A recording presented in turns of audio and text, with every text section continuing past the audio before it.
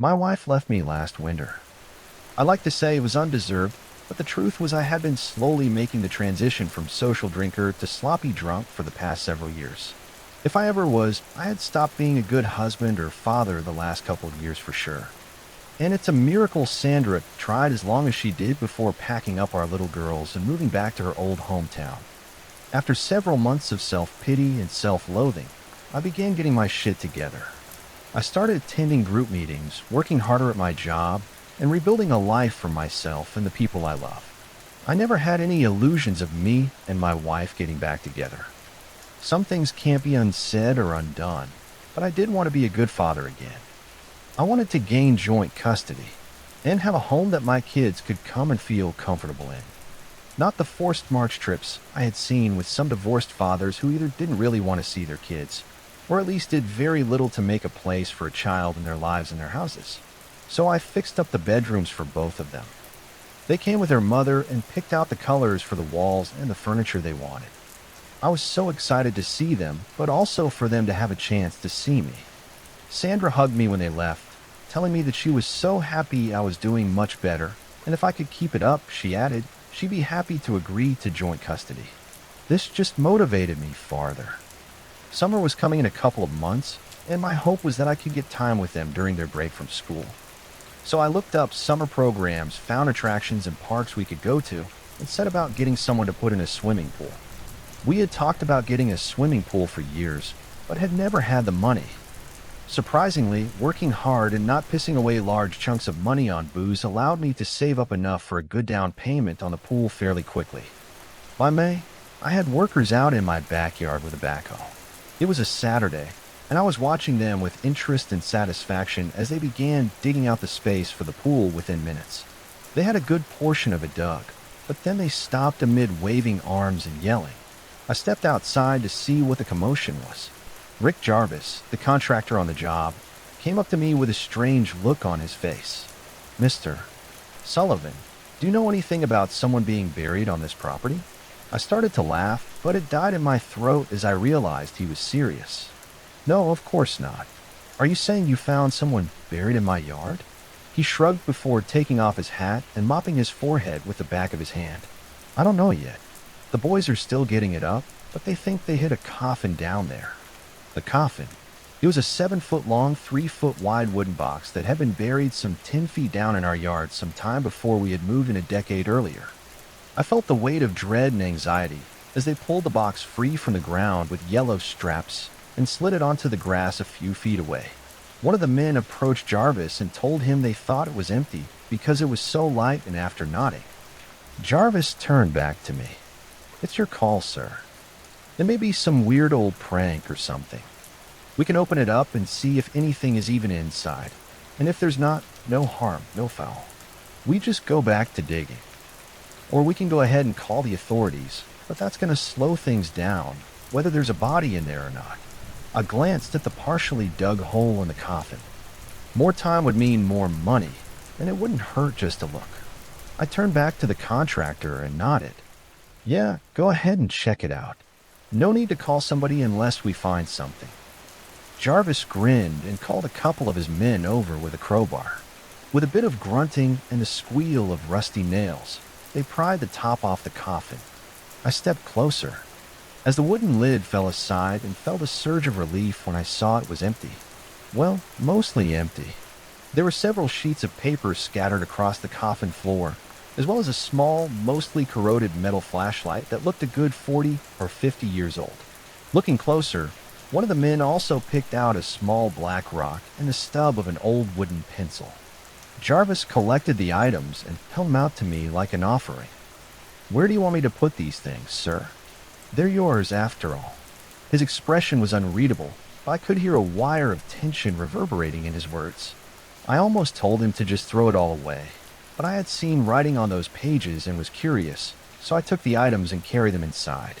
When I came back out, I stopped two men from dragging the coffin away, telling them that I'd take care of it. I didn't want them wasting any more time, and I hadn't decided what I wanted to do with it yet anyway. They'd already set the lid back on top, so I dragged the entire thing around to the side of my garage before setting it down. As I did so, The lid slid off again and landed with the interior side face up for the first time. The inside of the lid was covered in scratches, darkly stained scratches that could have easily been old, dried blood, my skin crawling. I leaned closer and saw what looked like a small piece of fingernail, jutting out of one of the deep grooves in the stained wood. How was any of this possible? Surely it was all fake, or there'd be a body. Right, glancing around, I saw no one else could see the lid from where they were working, and I found myself secretly hoping they hadn't noticed it before. I wanted time to think before anyone started yelling that someone had been murdered or buried alive on the very spot I was planning on putting a pool for my little girls. Covering the coffin with a tarp from the garage, I went back inside to look at the items we had found. The rock was a small flat oval of smooth black stone, and holding it in the palm of my hand, I was surprised by its weight and how cool it felt. It had an almost greasy texture to it, and after a few moments I put it down with mild disgust. The flashlight didn't work, of course, but from what I could make out of its shape underneath the green rust, it reminded me of flashlights I'd seen at my grandfather's house as a child. He had worked as a plumber most of his life, and he always kept a large silver flashlight close at hand. The pencil, such as it was, consisted of an inch-long nub of wood lacquered with faded green paint and stamped with barely legible letters in what was once gold foil. Part of the name had been obliterated by sharpening, but when I held it to the light coming through the window, I could make out Green Heart Ho. It didn't ring a bell, so I set it aside and began to glance through the papers. The paper was clearly old and of a very high quality. It felt more like a bed sheet than paper I was used to, and I was impressed it had survived so long in the damp of the earth. But not only had it survived, it was fairly legible. Most of the pages were filled with a neat, slanted pencil scrawl and clearly numbered as pages of a long letter. The last was written in larger, harsh slashes across the entirety of one sheet. The black lines of lead seemed to scream from the page, "Do not take anything from the coffin. Bury it again and forever. Do not touch the stone. Do not answer the gravekeeper." My mouth went dry as I read the words. This didn't feel like some kind of strange joke, and my curiosity had curdled into an acid fear deep in my belly. At that moment, I felt certain in my actions, in my conviction, that I needed to do what the message demanded, at least as best I could. I gathered up the other pages in pencil, intent on putting everything back in the coffin and telling them to rebury it. The pool could wait or go somewhere else. I'm not superstitious by nature, but something was very wrong with all of this, and I wanted no part of it. I stopped short when I realized I didn't see the stone. Swallowing hard, I checked under the table and all around the floor. As I grew more desperate and tried to allow for some miracle of physics that had led to the stone rolling a farther distance, I spread out my search as I tossed my living room and adjoining rooms for the small black rock. But nothing. It was just gone. There was no chance someone had taken it. I had been standing less than 2 feet from it the entire time, from when I set it down to when I saw it was missing. Still, I found myself considering asking the men outside anyway if anyone had seen it or taken it. I felt foolish at the thought, but my self-consciousness was being outpaced by my growing dread. Reaching for the door that led out to where they were working, I froze as I looked out the window. All work had stopped, and most of the men were gathering around Rick Jarvis, who was thrashing about on the ground as though he was having some kind of fit. My first thought was epilepsy, but then I realized he was screaming. He was clawing at his eyes as he wailed, and even from a distance I could see blood slinging off onto the freshly turned earth and surrounding work boots. And his men, his friends and workers, weren't trying to help him at all. They were just watching and laughing. He didn't go outside. I knew of no way I could help Jarvis, and I was terrified by what I was seeing. So instead I called 911 and waited by the window as the contractor's thrashing finally slowed and then stilled. The men around him had grown quiet now, standing motionless for several minutes until, as one, they began to glance at each other with some degree of confusion. There were 4 men out there, aside from Jarvis, and I could have sworn from their expressions that they didn't understand what was going on or what they were doing. But they didn't move to help Jarvis either. Instead, they went slowly back to digging the hole as though their companion wasn't laying a few feet away, dead or dying. They looked up dazedly at the approach of ambulance and deputy sirens, not showing any real apprehension or concern. Moving to the front door, I ran out and waved at the approaching vehicles, pointing around to the back of the house. The next few minutes were a flurry of activity.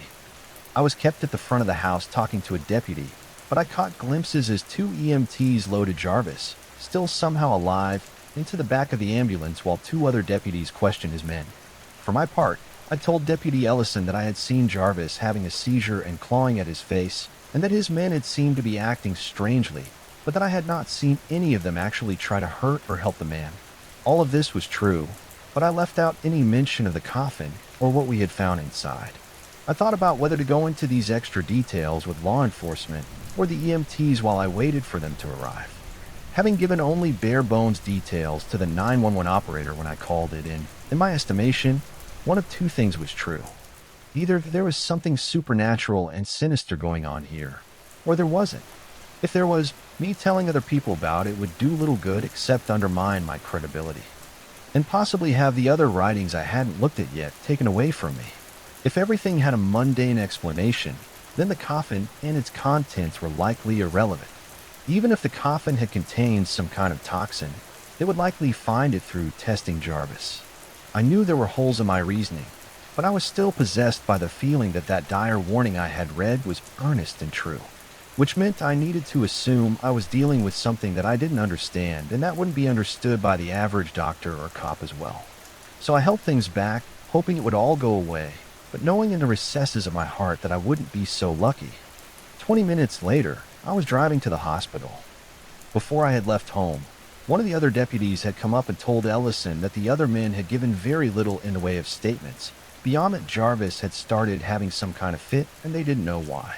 The deputy said with a meaningful look that based on their responses and demeanor, he had suggested they all get checked out medically, but they had refused treatment and started leaving the worksite once he was done with his questions. Ellison had clenched his jaw and nodded.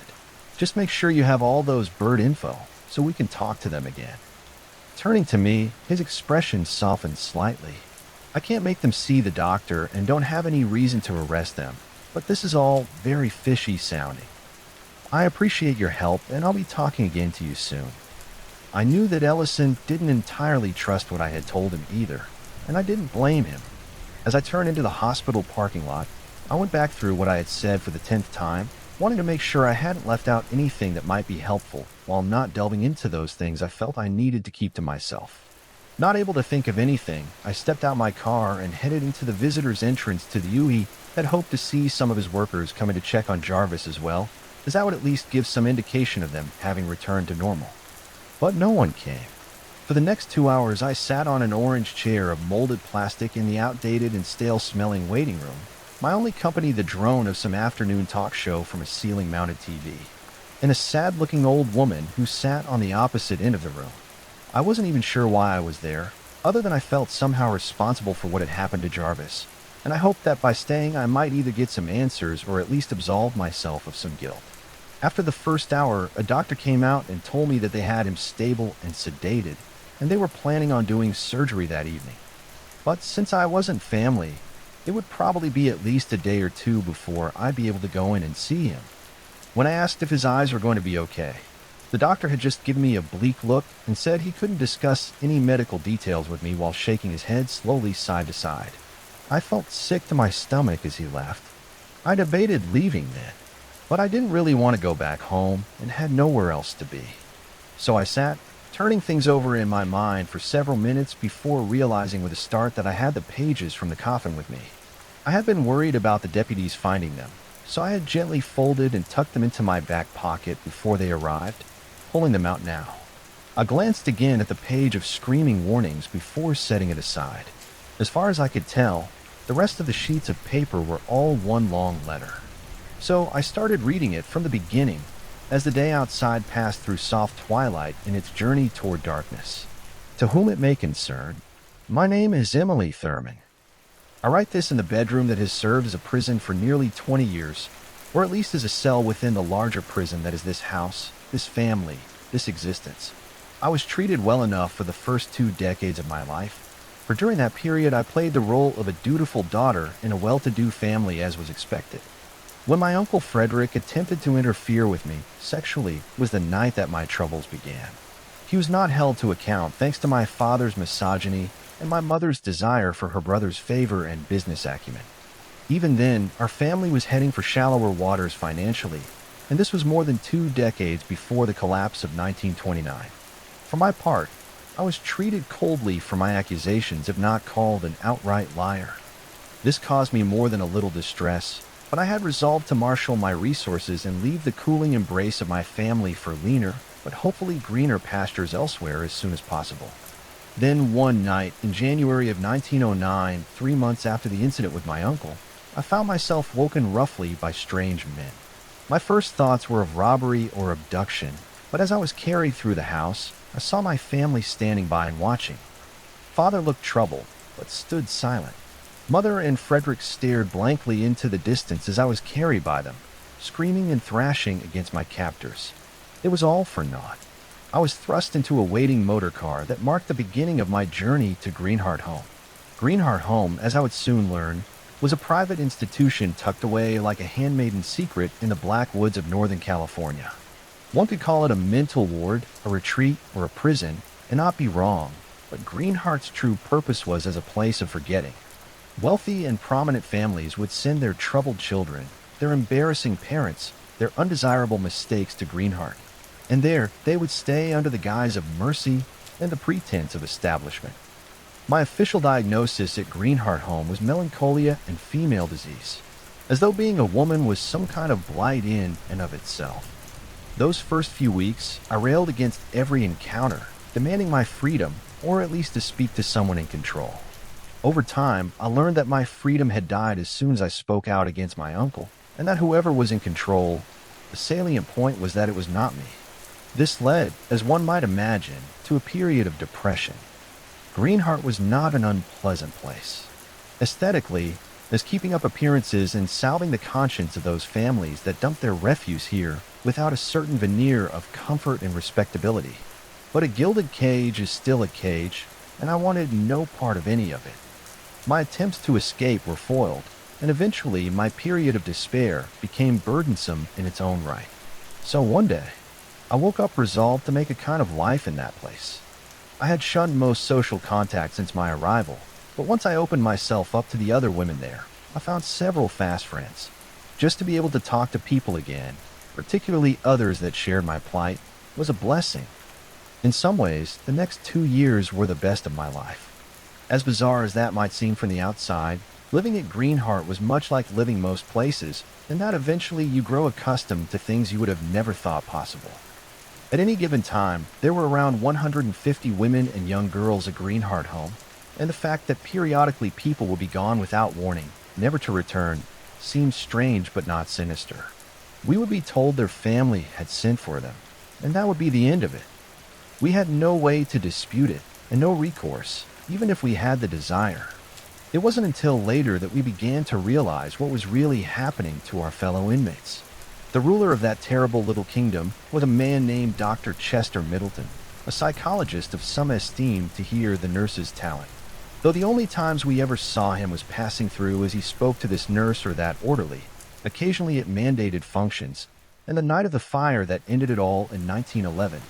But even before that night, there was always a tension in the air at Greenheart, a hidden power struggle between two unlikely opponents. The head doctor and the gardener, Elias Meeks, was a large and sullen man with a stormy disposition and a thick Eastern European accent that seemed to come and go, depending on whether he wanted you to understand his dark mutterings or not.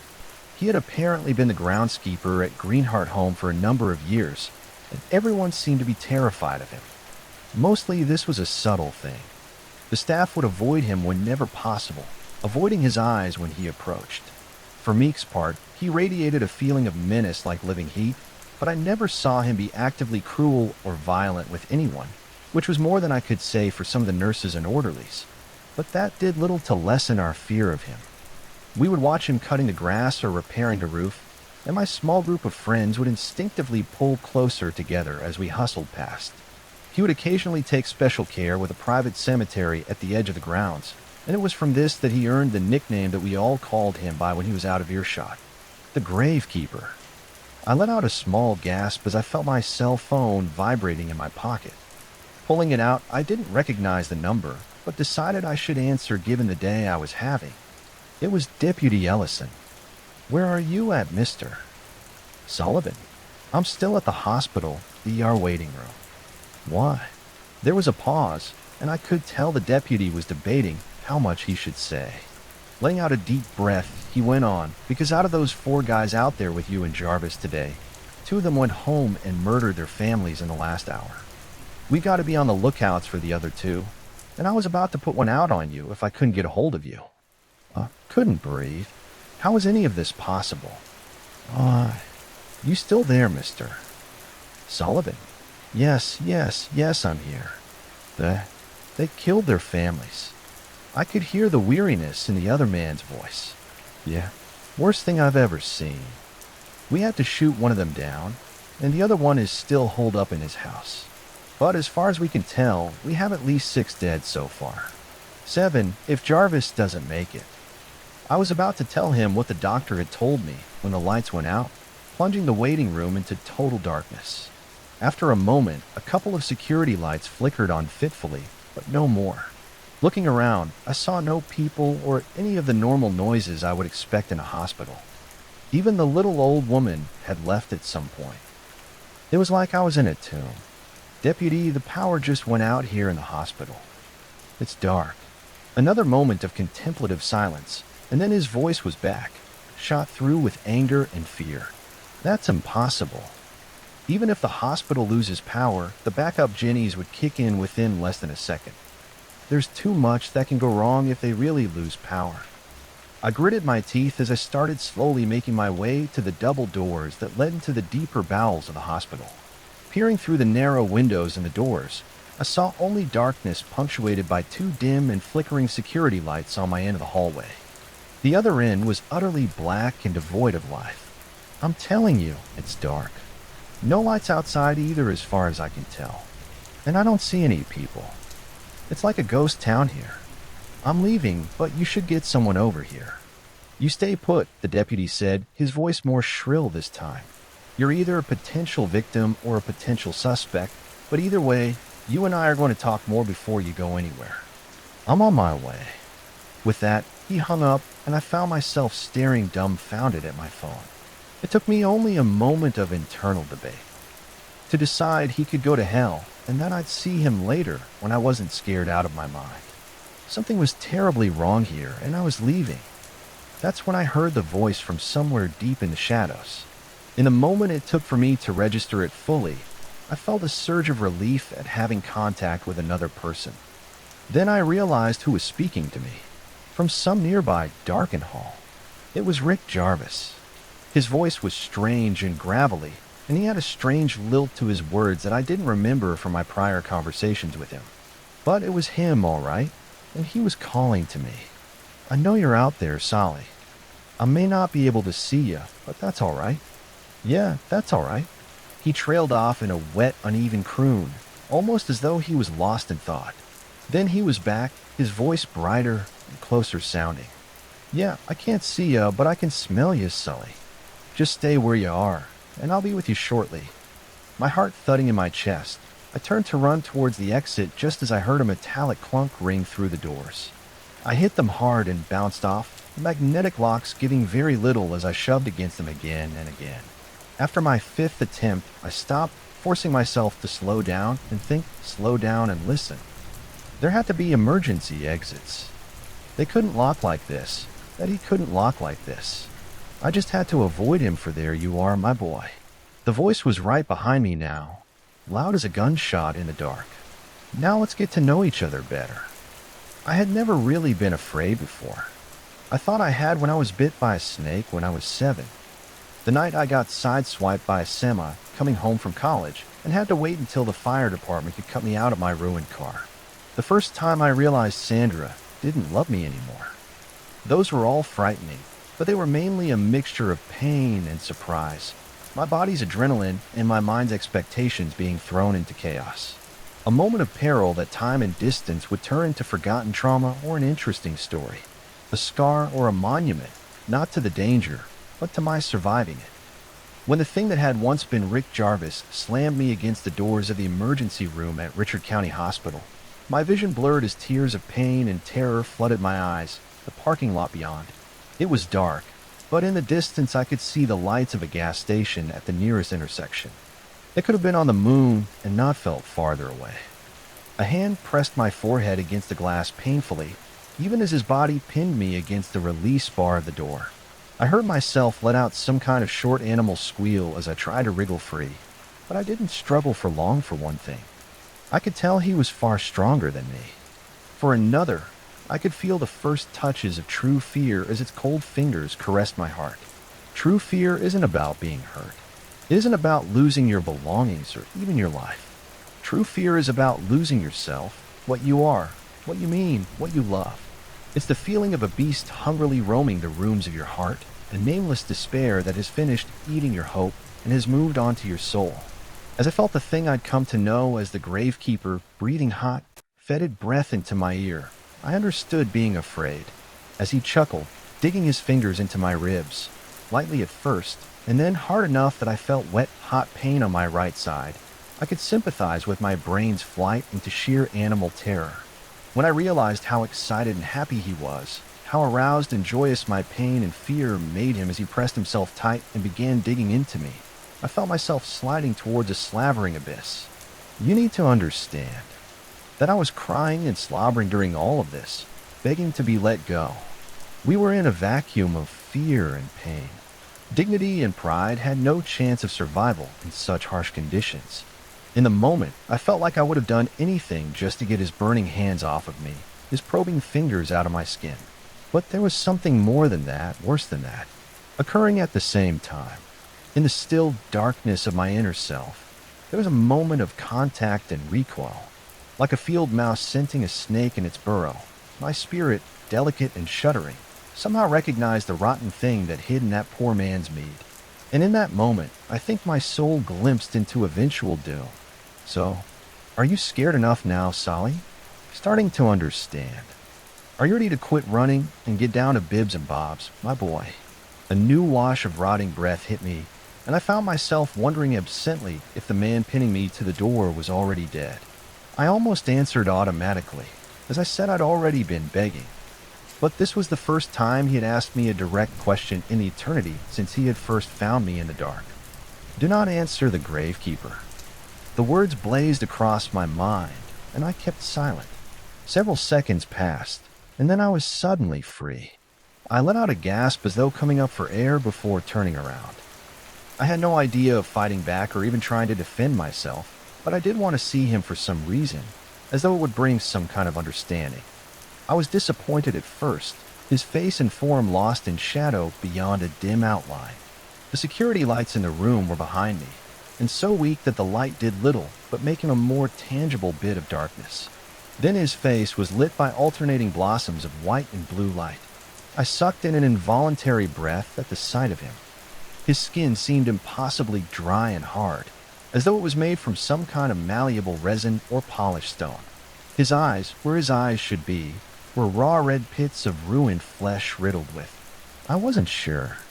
It reminded me of a picture I had seen once, of a cave lined with jagged quartz, sharp crystals growing toward each other, digging through the meat of the earth to form something new in the void.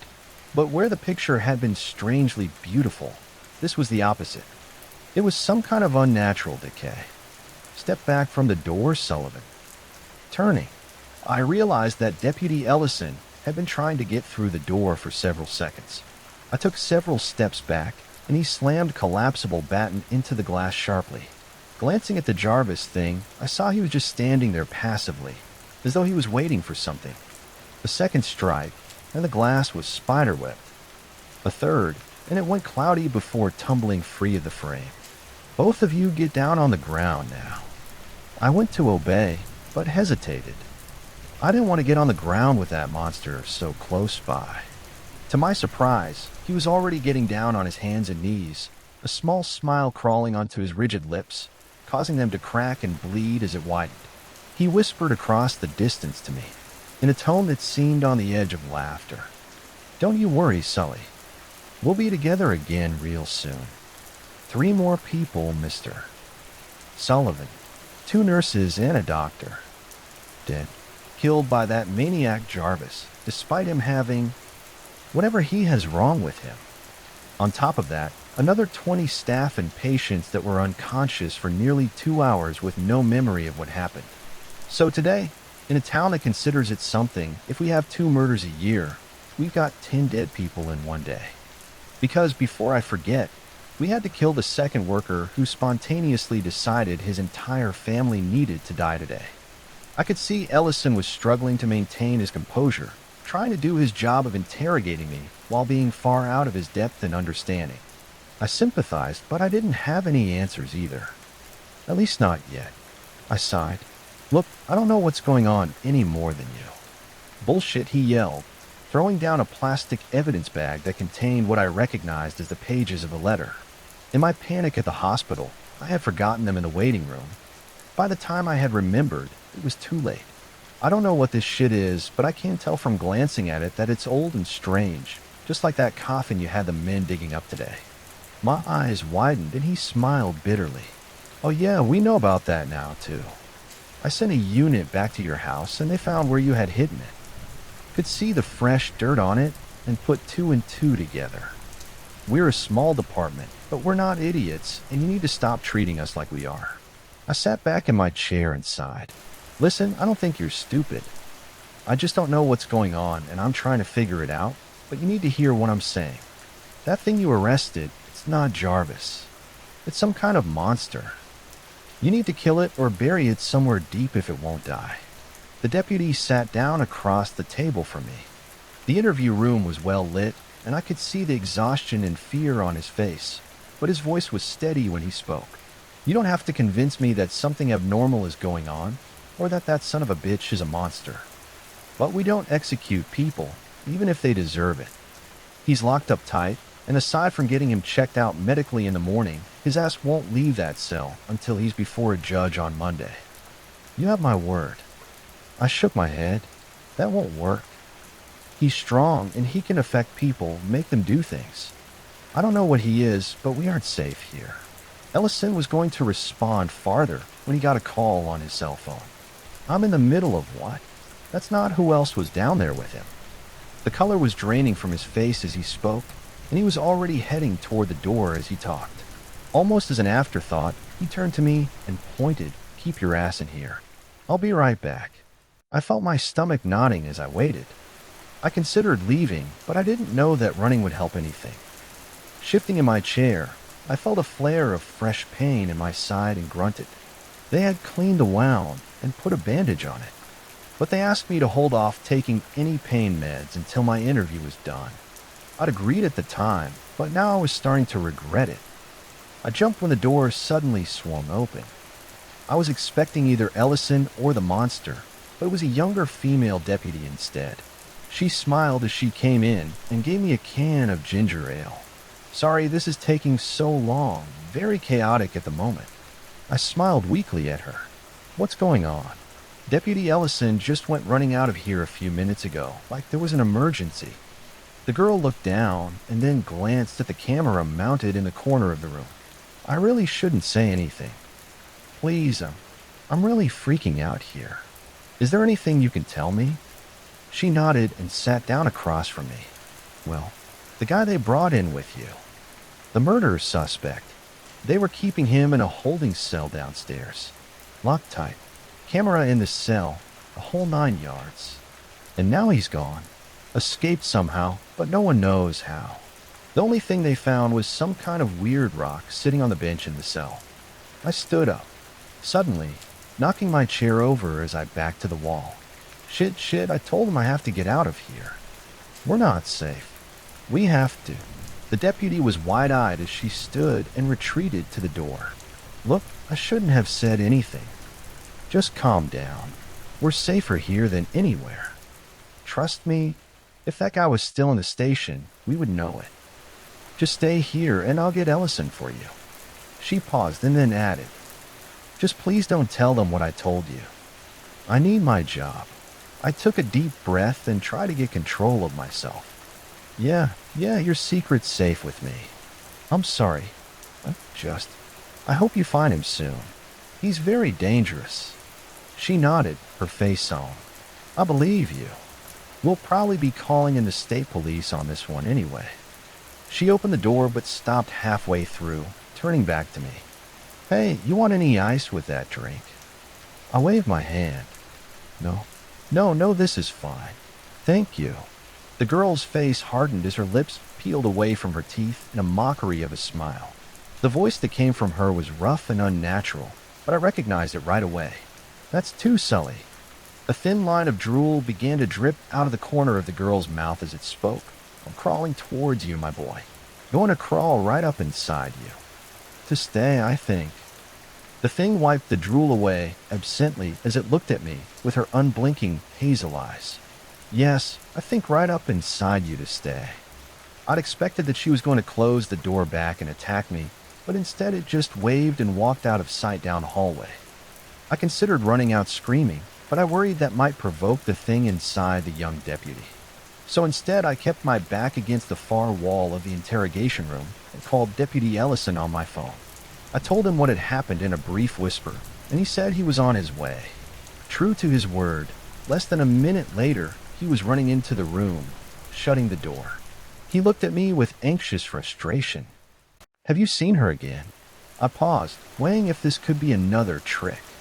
The gravekeeper had taken over Ellison now, but decided it seemed unlikely and worth the risk to trust Ellison for a moment. I shook my head. No, she just told me about Jarvis disappearing, tricked me into answering a question, and seemed satisfied with that. She left out of here, going to the right, and I was scared to follow her. He nodded. I don't blame you. Based on your description, I had the front desk check for any female deputies that left in the last few minutes. Rachel Minus left in a hurry just a minute ago. I told dispatch to get hold of her, but I don't know how likely that is based on what you're telling me. He sat down at the table with a sigh and gestured to the other chair. Look, I know something really crazy is going on, and I'm past thinking it's likely your fault. But you're clearly involved whether you want to be or not. It wants something from you. So if you have any more information, now's the time to give it to me. Sitting down across from him, I recounted the details I had omitted earlier about what had happened at the house, as well as what I had read so far in the letter from the coffin. Ellison listened intently, not speaking after I had been finished for close to a minute. Okay. Well, several things. First, you should have told me all this to start with. It might not have helped anything, but it wouldn't have hurt. Second, the way the items were in the coffin makes sense. Well, it doesn't make sense, but it's consistent with the theory I had about Jarvis. I frowned at him. What was your theory? He puffed out a long breath that he didn't escape, that he just went away. I don't really know what that means yet, but I saw no way how he could have gotten out of that room short of teleportation. And I saw no reason why he would leave a souvenir behind either. Because Minus wasn't lying about the rock. We found one in the cell, just like you described from the coffin.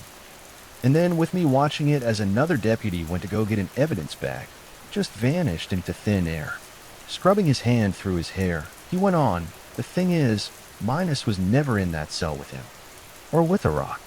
As far as I know, she wasn't even in the jail section of the sheriff's office. She's a road deputy and had just come back from the end of a shift. I didn't know what to make of that. I'd always assumed that the rock was somehow tied to people getting taken over by the thing, but that seemed unlikely if what he was saying was true. A thought occurred to me. Was she at one of the workers' houses when you were dealing with them? Maybe she got infected there somehow. Ellison shook his head. No, she's a good deputy, but Green hasn't been on the road for 6 months. She was one of the few we kept out of a normal patrol while we were dealing with all this other.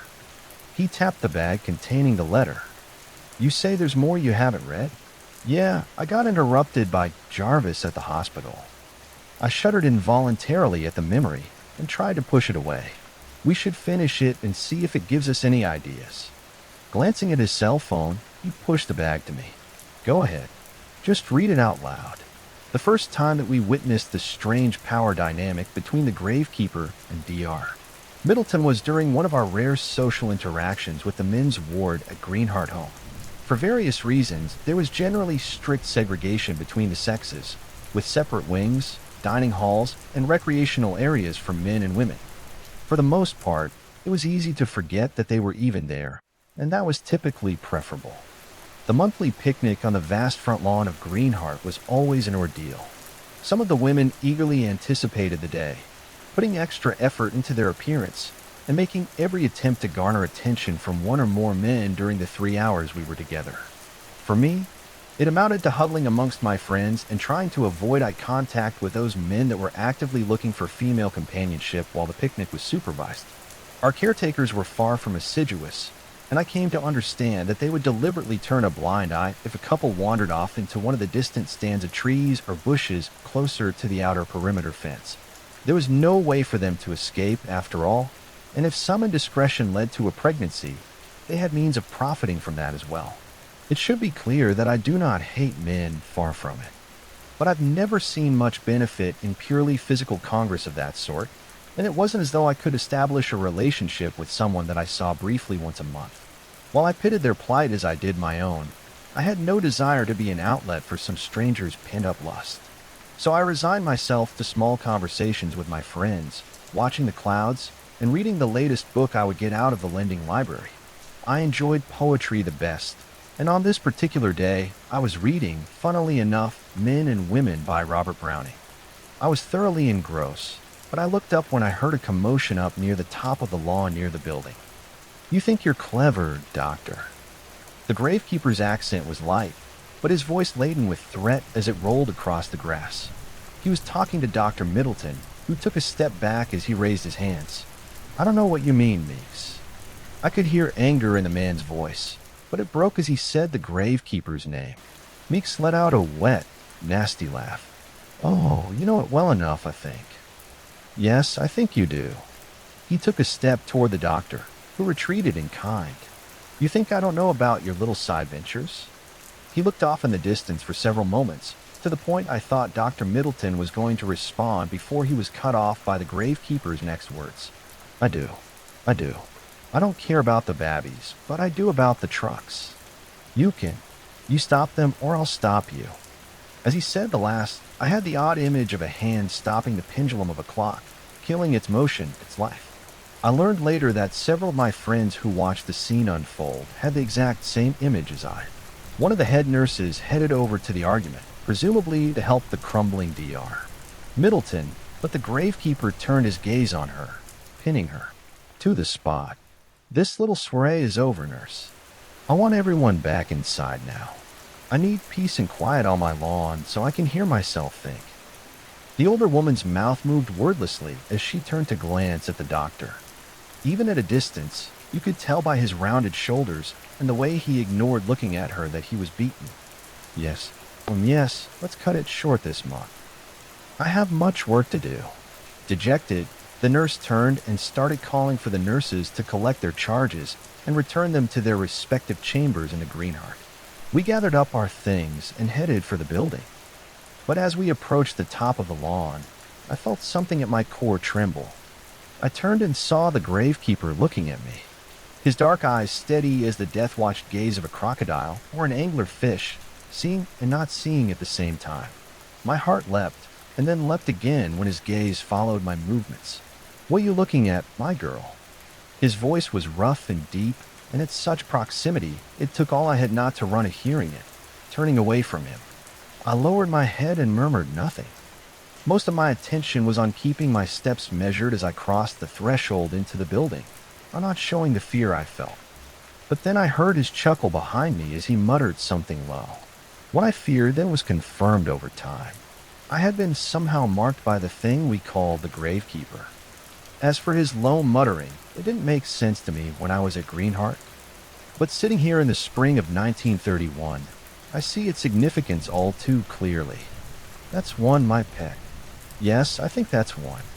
I looked up at Ellison. This is the same kind of shit he was saying to me. Or she was minus. But you know what I mean. It's something to do with tricking some people into answering him several times. I don't know why it's not like that for everybody, but it can't be. From what you're saying, that deputy would have never even seen him. He nodded, his face drawn. "Yeah, I mean, no. She wouldn't have ever had a chance to be asked shit by Jarvis. Shit, keep going. I want to know how we stop this son of a bitch, and this is all we have to go on." I knew from the pages I was holding there wasn't much left, and my heart sank at that realization. I've been hoping that this letter from the past would hold some hidden key to how to stop this thing. That's what always happened in horror movies, right? You just had to put the puzzle together. And your reward would be the thing that could slay the beast. But there was no point in dampening our spirits more by saying it out loud. Instead, I finished the letter. Over the next several months, I saw and heard gossip of several more confrontations between Meeks and Dr. Middleton.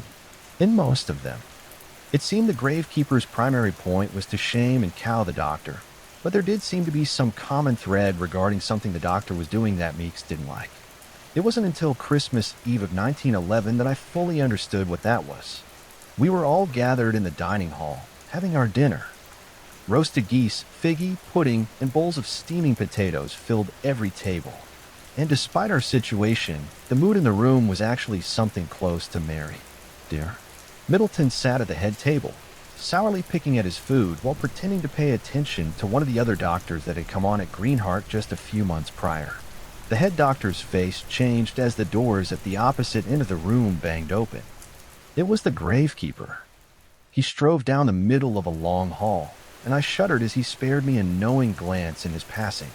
Without any real effort, he leapt the 5 feet onto the raised platform where the head table sat, his hands loose at his sides like a gunfighter from the stories my father would read to me as a little girl. I told you, Doc, but you thought you knew better. Thought you were smart and could fool me. Middleton visibly paled. I don't know what you mean, Meeks. I heard that rough chuckle again. Sure you do. You kept sending out our cattle here. He gestured back in our direction. Sending him to another butcher. He suddenly slammed a fist down on the table, caving it in and sending food flying amid screams of terror and shuffling feet. The gravekeeper's voice somehow carried over the commotion, and I wonder now if he was speaking at all, or if I was hearing him in my mind. But I'm a greedy, selfish butcher, greedy, and so very hungry. Middleton's face went red with anger. Shut up, you fool. You ruin us both. I watched as Meek's hand shot forward and through the doctor's head. Bone and viscera exploded out onto the other staff that were now scrambling desperately off their platform and toward the doors. I don't want to share, you see. Never have, so I think it's time. To start fresh, he turned around to face us, slinging his arm hard enough that meat and gore splashed against the far wall. Yes, I think it's time for a change. A number of staff and inmates were at the doors by now, but they couldn't escape. Only the door nearest me seemed to be open, and people flooded out of it as flames began to appear along the walls and tables.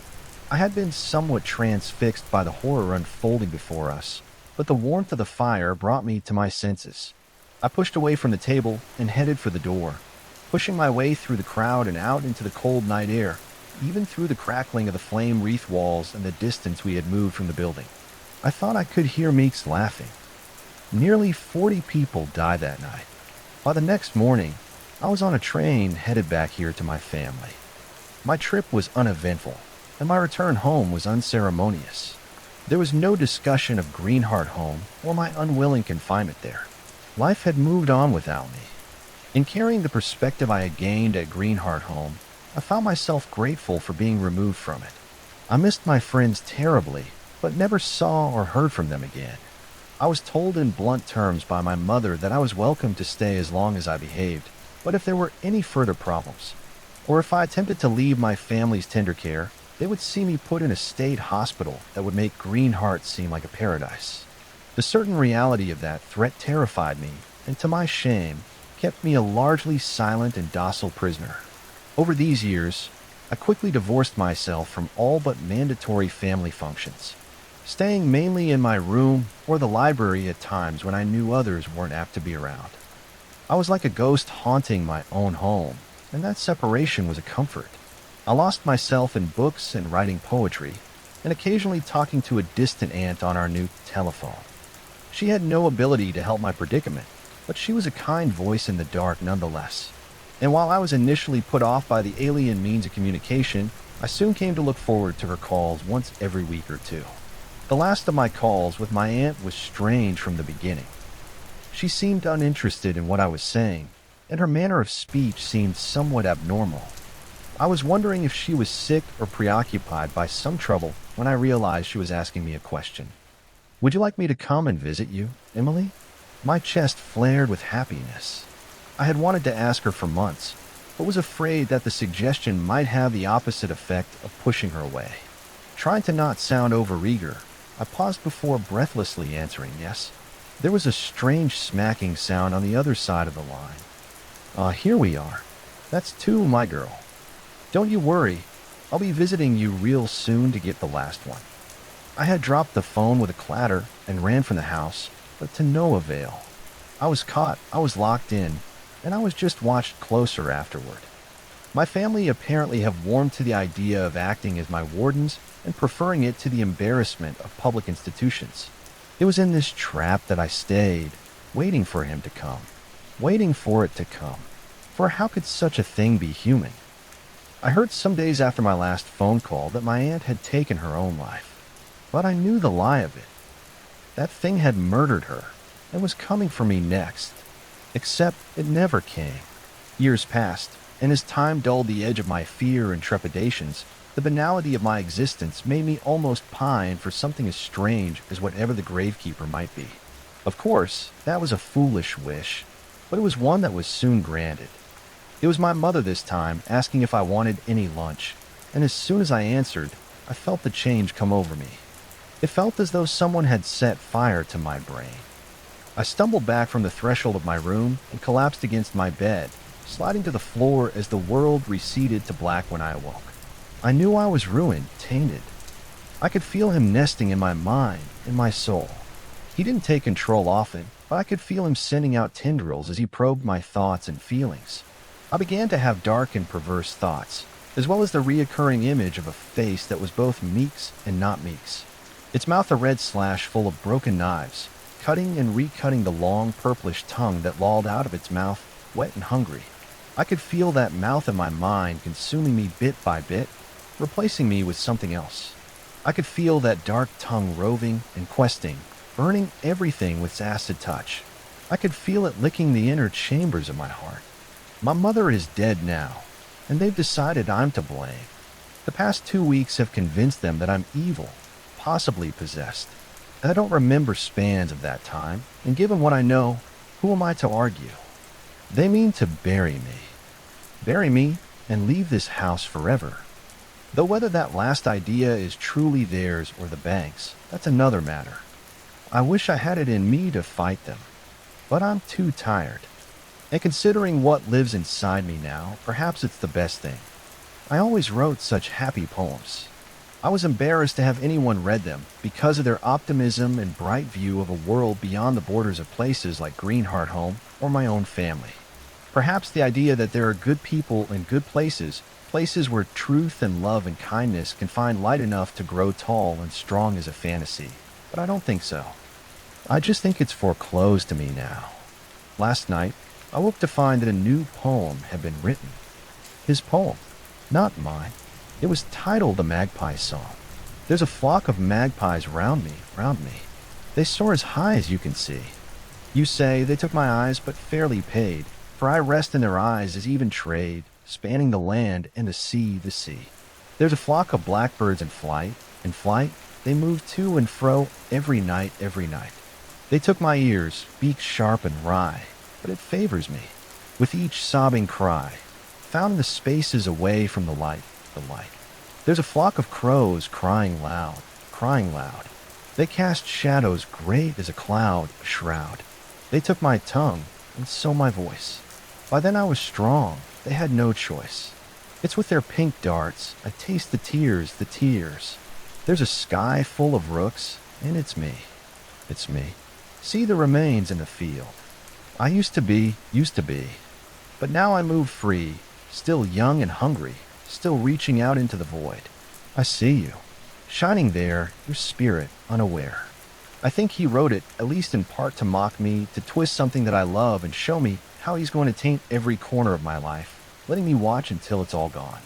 But I've lived a small life. I blame my family for some of that, but I can't lay it all at their door. Perhaps I should have been braver and bolder, stronger.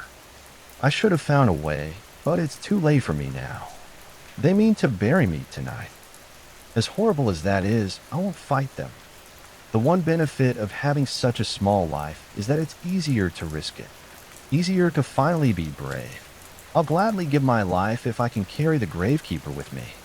Keep him from touching others. Protect the goodness that I know is out there somewhere in the world. I hear them coming for me now, so I must end this.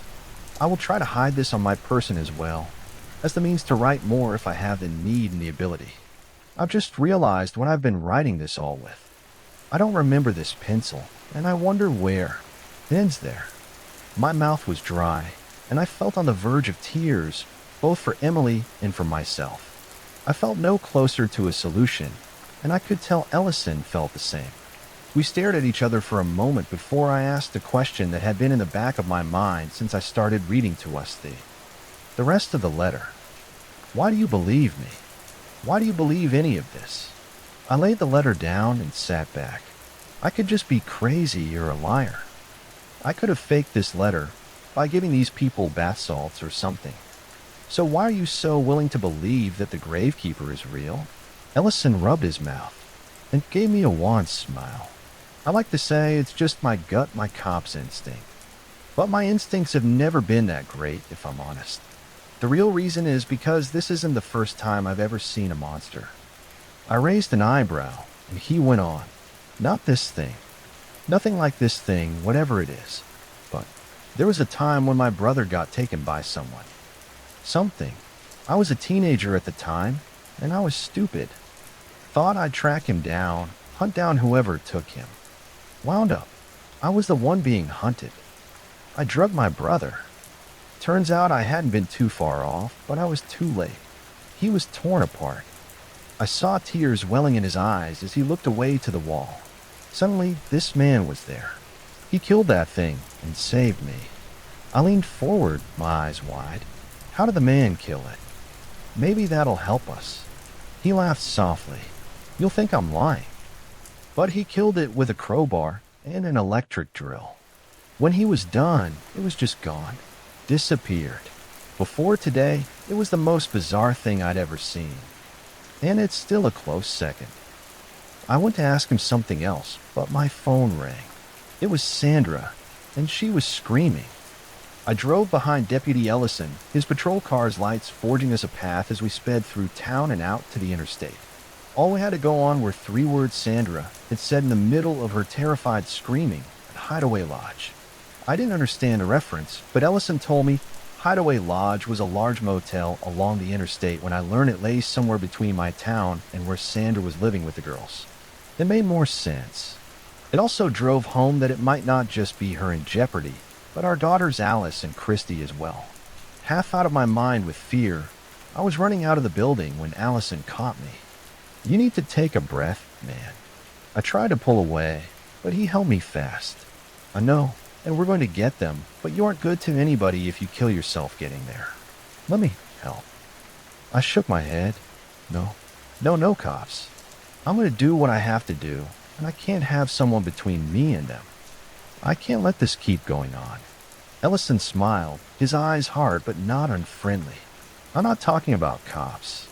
I know enough to know this is something special, like when that thing got my brother. I'm not helping you as a deputy. He glanced out the window to the parking lot, though I'm not above running the sirens to get us there faster. We pulled into the gravel parking lot in a cloud of gray dust, and Ellison was already in the office before I was fully out of my car. I almost followed him in, but held back out of fear that a harried civilian partner would only weaken his authority. In a minute, he was back out and heading toward me. Said the 2 men checked in about 2 hours ago. He said there have been other people in the car, but he never got a good look. Then half an hour ago, he saw a patrol car pull up. He pointed down to the corner of the building. That's Mina's patrol car. The motel manager never saw her, but he said the car has a move that he's noticed since it arrived. Ellison glanced worriedly up at the 4th floor of the motel. Based on how he described the men, I think we just found the last 2 of Jarvis's workers. What's the room number? I could hear the barely restrained anger in my voice. I'd been trying to be patient, but I needed to get up there now. He was wasting time. He glanced back at me. I'm getting to that, but first you need to hear me. We're likely walking into a hostage situation with two homicidal maniacs and a trained armed officer with a monster in her brain. Best case scenario, I'm probably going to be fired. Worst case, most of us wind up dead or puppets for that damn thing. I'm not trying to be a hero here, but you need to follow my lead. Listen to what I tell you to do, and stay out of my line of sight on them at all times. Are you clear? I nodded, and he patted me on the shoulder. Okay, let's go get your family back. They're in room 403. We went up the stairs slowly, looking around constantly for a nearby ambush or a distant threat, but there was nothing. If there was anyone else even staying at the massive motel, you couldn't tell it by what we saw as we ascended to the fourth floor. We reached 403, and I went to knock, but Ellison shook his head. He gently pushed me to one side of the door as he moved to the other. Once in position, he drew his gun and quietly tried the knob. The door opened easily into a well-lit room. On the bed was Sandra and the girls, their hands tied in front of them, and pieces of ripped bedsheet tied across their mouths as gags. Standing on either side of them, like bodyguards, were the last two men from when the coffin was found. They were both caked with dirt and filthy, and I could tell from their clothes that they had recently urinated on themselves. As we stepped into the room, the smell of rotten meat and shit emanating from them made me gag. For their part, they barely even glanced at us as we entered, their eyes only ticking in our direction briefly as they continued their slack-faced manning of the post. Ellison gestured for me to stay back as he checked the small bathroom just inside the entry door. A moment later, he was back out and into the room proper, looking around. He saw what I saw. Note Deputy Minus. Holding his gun on the men, he edged around them to glance out at the small balcony that looked onto a distant clump of scrub pines. She wasn't hiding out there either. Then I saw it. The rock speck. I pointed to the room's television stand. A couple of inches in front of the TV was the smooth, flat stone. I had the crazy urge to pick it up, open the sliding glass door, and hurl it out into the woods. But I knew it would do no good. There was no stopping this, just containing it. I had to get it away from the others. Put your hands on your head and step to the front door. When you reach the outside of the door, get down on the ground. If you do anything else, I will shoot you. I looked up and saw Ellison was trying to get the workers out of the room. Sandra and the girls had been squealing with some mixture of joy and fear since we entered, but I'd been so lost in looking for Minas and finding the stone that it was only now that I thought to comfort them as best I could. It's okay. It'll be okay. You're safe now. I registered movement from the two men only a moment before the gun went off. They weren't heading for the front door or even to attack me or Ellison. They were charging the sliding glass door. They first hit it with a crash even as the second was shot, but neither of them seemed to slow down. One more blow to the glass, and they were through. At first I thought they were trying to escape, but they never slowed. Instead, they hit the waist-high railing hard, tearing it free as they tumbled over and past it before falling to the ground below. Ellison stepped out on the ruined balcony and looked down. Shit, I think they're dead or close to it. He glanced up at me. Get your girls free. I need to call this now. I nodded and went to them, hugging them briefly before freeing their mouths and hands. They were all hugging me back, crying and asking if it was over. I lied to them and said it was. Hopefully it wasn't much of a lie. I planned to end it all. So, pulling back, I focused on each of them for a moment, trying to burn their faces into my memory. I wanted something good to hold on to when I was alone in the dark with that thing. I love you all so much. I started to cry as I went on. I know I haven't always been a good person, and you always loved me in spite of my mistakes. There may be a lot of weird things you hear in the next few days, and I know you may never understand most of this. Heck, neither do I, but I always know how much I love all three of you. You were always the best part of me. Not wanting to prolong it any further, I turned to grab the stone, intending on taking it back downstairs and driving it far away from here, finding some secluded place to bury it, and me hopefully really forever this time. But it was gone. Missing something, Papa? Christy was only 4 and still mumbled a lot when she talked. But this was loud and clear. The voice was hers and not hers.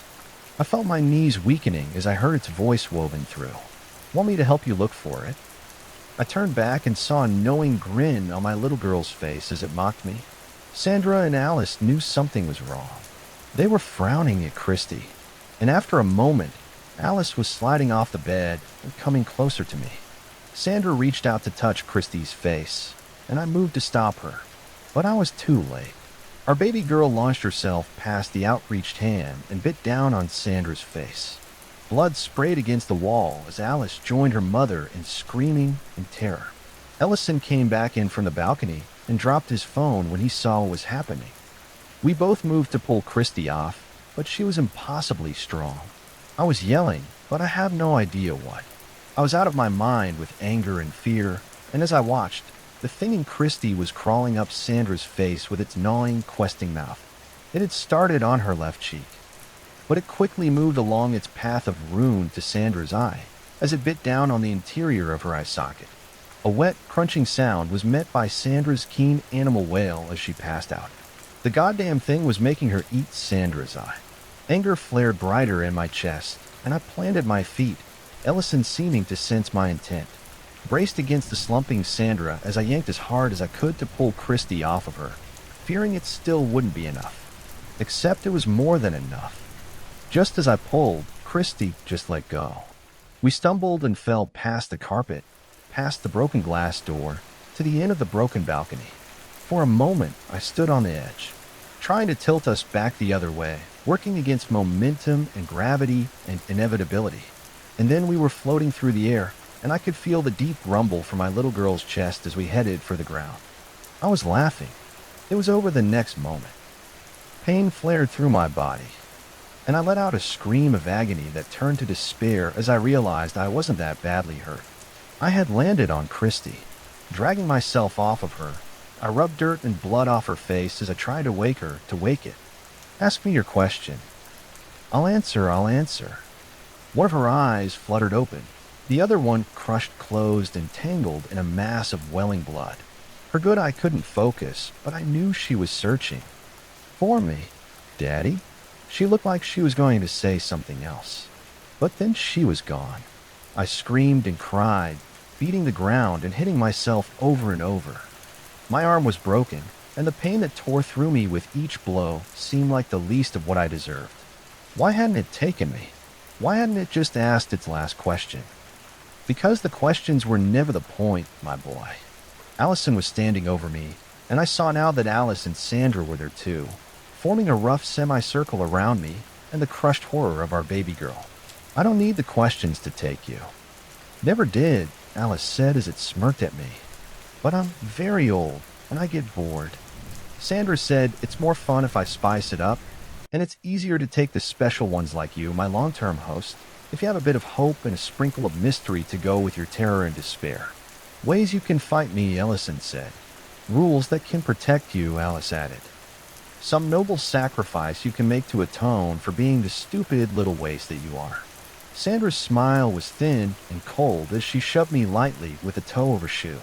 And what can I say? It makes you tastier too.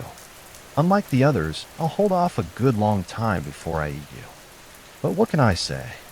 I like to season my meat. I had no response to give, and apparently it needed none. The world exploded as I suddenly felt an enormous pressure in my skull. I had the image of the rock appearing there, tearing and pressing at the brain tissue to make room. I knew that was impossible. I'd be dead or in a coma from something like that, but I somehow knew it was still true. It was like Emily described. I could feel it inside me now. Sandra, Alice, and Ellison all slumped to the ground like puppets with their strings cut, but when I checked them, they were alive. I didn't have any way of knowing if they would ever be okay again, but then again, nothing could ever be okay again. I looked down at my shirt, covered in my baby's blood, and I stripped it off before running for my car. The gravekeeper was quiet in its new home and didn't stir as I drove away from the motel in the nearby town. I went deeper into the country for nearly an hour, searching for what might be a good spot to hide my car. When I found it, I left my car, cell phone, and wallet behind. Taking only a tire tool out of my trunk to use as a makeshift shovel, I walked for another 2 hours when I came upon what had likely once been some kind of large animal's burrow. It only took a bit more digging to make it large enough for me to fit inside and be out of sight. Not wanting to waste any time, I put Ellison's gun to my head and tried to pull the trigger. Except it wouldn't let me. I cursed. I screamed. I tried using both hands, but nothing I did worked. It just sat silent, letting me try and fail over and over again. Please, just let me die. Please, please, please. I knew I was growing hysterical, and I was fine with that. Maybe it couldn't prevent a natural death by stroke or heart attack as easily. I had to find a way, too. This is it. It was a young man's voice. Yes, he's in there. I thought I was going to vomit half a mile back, but it is much stronger here. This was an older, deeper voice. I was trying to decide how best to stay hidden or escape when a strong hand suddenly shot into the burrow and pulled me out. Blinking, I looked up as a large old man squatted down quickly and injected me with something. Almost immediately, I felt blackness slipping in, but I still jerked when I heard the whir of an electric drill.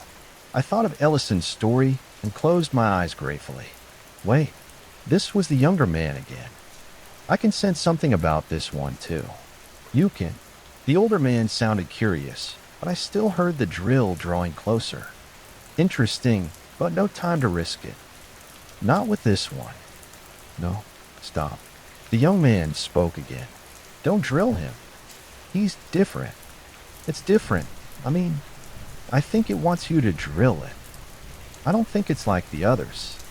I think it is the seed in his head, or at least the seed is containing it somehow, limiting it. The electric drill came to a stop. How could you possibly know any of that? I opened my eyes again, and I could barely see anything. Everything was a blur, but I could hear the worry in the young man's voice. I don't know, but I do. It's like I remember it somehow. It's weird, but we can't deal with this thing like normal. The older man sighed. Well, then we'll have to. But then I fell into the black. I'm restrained in a small warehouse basement that the young man, Jason, told me they had planned to turn into new living quarters, but that this seemed a much more important use. They've told me what their plan is, and I can see now how much the idea of it pains them. They never apologize for it, but I can't tell they wish there was another way.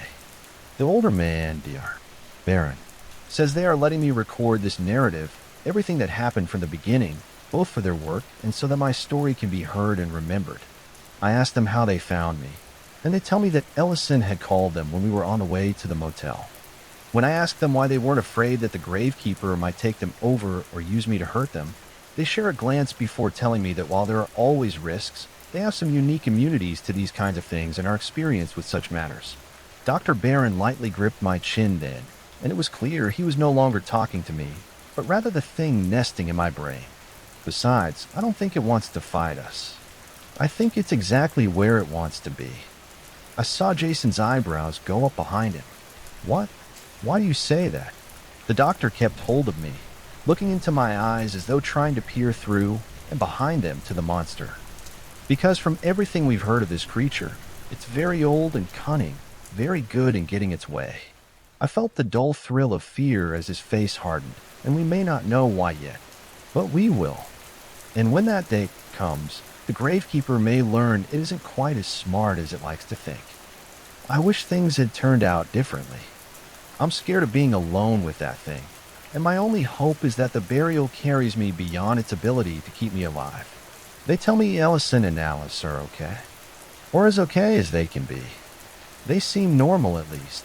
Sandra is alive, but still in serious condition. My family will never understand what really happened, but I think that may be for the best. As bad as not knowing might be, the truth is so much worse. I'm at the end now. Jason has stayed with me to record my story, and I hope he takes to heart what I say next. These men are good men, and I bear them no ill will. They're just doing a better job of what I already tried to do. Up above, I can hear the beeping noise of the cement truck as it approaches the edge of the subterranean room I'm in. I hope that it's enough. So listen to me before you go, Jason. Listen, whoever hears my story. Keep me buried. Buried. Forever. Do not ever let the gravekeeper out again. Please, don't. We both know that's not the way this will play out, don't we, boy? I turned off the recorder and looked down at where Mark Sullivan was chained on the floor. The voice coming out of him now was rough and hard on the ears. We both know we'll be seeing each other again. I thumbed the button to back the tape up to before the gravekeeper had spoken. Yeah, I suppose we do. Sweet dreams. You son of a bitch moving up the steps to the surface floor. I nodded to my grandfather's reflection in the side mirror of the truck. Looks good, Grandpa. With that, I started the flow of concrete into the room below. The thing down there was chuckling to itself, but soon the flow of liquid rock silenced it, and within 10 minutes it was done. I turned around with a hand on my shoulder and smiled at my grandfather sadly. I really hate this. He rubbed his mouth and puffed out a long breath. I know. I do too, but it's the best temporary solution we have. He glanced down at the slowly hardening concrete. Did he get to finish saying his piece? I nodded. My grandfather studied me for a moment. Did the gravekeeper ever come out to talk? I hesitated, but I didn't forget who I was talking to. He most likely already knew the answer. At the end, just I'm going to get you my pretty bullshit, he shook his head. Don't do that. We're right to be afraid of that thing. You were right when you realized it was different somehow. Even down there, we're not done with it. It's still very dangerous. I stuck the recorder in my pocket and suppressed a shudder as I stepped back from where Mark Sullivan and the gravekeeper lay entombed. Yeah, I know it is. The route between Grey Castle and St. Joseph Stand is, and always has been, empty. If anyone is left on the train by the time we reach Grey Castle Station, they depart. No exceptions. No one gets on. It's as simple as that. Sometimes, on occasion, a couple of passengers board once we reach St. Joseph Stand. But it's only a tiny little station out in the middle of nowhere, surrounded, completely enclosed by gray-green fields and hills of wild grass. A ruined church watches silently over the trains that come and go. They're far and few between. The route lasts for about an hour. It takes us wildly off course, and it's always empty. Always. No one boards at Grey Castle. No one departs at St. Joseph Stand. I don't even know why we make the journey at all, to be perfectly frank, but we make it nonetheless. Twice a week, every week, we depart from the line that runs between the cities, and we head out deep into the countryside, and we let the stragglers off at Grey Castle. Then sometimes, if it's a particularly busy night, we'll let maybe a couple of new passengers on once we reach St. Joseph Stand, but we never take any between the two. It's a ghost voyage. I've been a train conductor for 3 years now. It's an okay job, I suppose. I used to be an editor for TV. That was my real passion. I worked so hard to get into it, but I couldn't take the stress, if I'm being honest. 4 months on end, it was live show after live show. The editing has to be done the same day, ready to be broadcast the next. I let it overwhelm me, sadly. Train conducting, ticket collecting. It's not exciting, but it's relatively stress-free, so it makes for a nice change of pace, I guess. As always on this leg of the journey, it's quiet, peaceful. Late at night with nothing to do, no passengers to collect tickets from. I usually sit myself down in one of the seats and stare at my phone. Every time we make this trip, every time we take the route between Grey Castle and St. Joseph Stand, I try to summon the courage to call my daughter. I haven't really had a proper conversation with her since the divorce. I just want to tell her I love her, ask her if she want to meet up, but I can't think of a way of doing it that doesn't sound weird. Just me calling her up out of the blue. And so I stare at my phone. Today is no exception. I bitterly continue my sad little tradition. The time drags on, and I always, without fail, eventually decide that it's gotten too late. I can always try again. Next time, next time. Sometimes I read a book at this stage or listen to a podcast. I've still got about 40 minutes to kill before we reach Grey Castle. I stretch. I'm particularly tired tonight. I can't fall asleep on the job, so I choose to stand instead, cracking my back and lifting my knees, encouraging the blood flow. I turn and amble my way through the empty carriage, stopping for a moment, resting on the headrest of a nearby seat to look out the window. Dark and sleeping hills, clusters of trees, low green mountains, they all roll steadily by. My eyes defocus, and I find myself looking at my own reflection. We regard each other for a long moment, then sighs one, and I rub a hand over my tired eyes. I move on, pressing the button to open the sliding doors and stepping on into the next carriage. I come to an immediate stop. What the hell? There's a passenger in this carriage. I stare at the man. I can't believe it. There's a passenger. An actual passenger sat alone in a section of seats made for four, two facing forwards, two facing backwards, with a table in between. He's looking out the window. I can scarcely believe what I'm seeing. This is massive. Wait till the lads hear about this. Even my own predecessor, he'd done this route for 5 years? He told me he hadn't seen a single passenger, not one, not ever on this particular route. And yet here's a man playing his day on the very route, the route between Great Castle and St. Joseph's Stand. I chuckle and shake my head, amused at how I could find such a mundane and, in the grand scheme of things, a really rather uneventful development on this train to be so exciting. I walked over to the man reaching for my ticket stamper. He glances anxiously at me, twitches, and suddenly, just like that, my mood drops. Something about this man has put me on edge. I stop, and I look around the otherwise empty carriage. It's gloomy. A flickering light at the far end of the car made the hair-raising transition from irritating to downright unnerving. There is no sound but for the soft, steady chuntering of the wheels against the steel tracks below. I look back down the aisle towards the man. He's fidgeting, sweating. A junkie, perhaps. A part of me wants to just turn back. Maybe I should. It's one route that no one ever takes. Maybe he can't afford a ticket. Maybe I should just let him ride. But I have to know why he's on board. I just have to know. He must have a reason. No one is ever on board. Ever. So why him? Why now? And so, cautiously, I walk over to him. I clear my throat, surprised by my own sudden anxiety. I've never been a hugely confident man, but this was my job, for God's sake. Where has this ridiculous fear come from? Except it doesn't feel ridiculous. It feels urgent and immediate and pressing. And I wonder if I've made a terrible mistake here in this dark carriage. But it's too late. I've begun speaking. "Excuse me, sir," I say, the words coming out before I can stop them, and attempt at a good-natured tone. "We don't get many passengers on this route." I was wondering if I was going to ask him if he wouldn't mind sharing a little about his journey, but my voice catches in my throat. My mouth dries. The man, after a moment or two, responds to my words. And violently, he throws himself back up against the window with terror, sheer terror in his eyes, a hand clutching at the front of his jacket. I take a step back in alarm, and my eyes are drawn to something on the back of his hand. It's carved, a symbol carved into his skin. I realize then that I have truly made a terrible mistake in the decision to engage with this man. But it's too late. The symbol looks like a capital are made of 4 straight lines, the curve of the R's top half replaced by a rough triangle. I look up into the man's eyes. They are stricken, pleading. He shakes his head, sweating. I don't know what to do. I don't know how to de-escalate. I don't know how to disengage or to calm him down. I'll think of 100 things I could or should have done at this moment in about an hour's time, but right now my mind is blank. So I do what I'm supposed to do. I follow the procedure.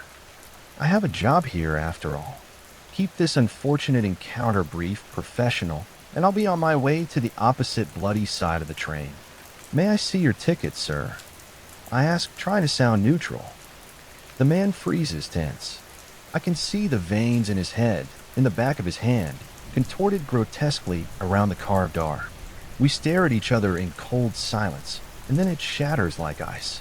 "No," he screams, and I clench my jaw, retreating in panic as his hands flat in my head, rocking forwards and backwards. "No, it's too soon. It's too soon. I haven't even been given a fair chance. I've barely begun," he shouts, his voice strained, banging his head against the window. Shaking, I reach down for my radio. The man looks wildly around at the ceiling, out the windows, his arms outstretched. Does this count? Has my journey begun? I begin to draw the radio up to my mouth, but the man looks directly at me, and I freeze. He glances down at the radio in confusion, looks me over properly for the first time, uncertainty contorting his fearful expression. He stands suddenly with a quick smack, knocking the radio from my hand to the floor. Are you even a real conductor at all? He hisses into my face. Are you part of the train? Are you a human conductor? I just stare back at him. I don't know what to say. The man sees my ticket stamper, takes a real stock of my own expression, and he puts his head in his hands and starts to laugh.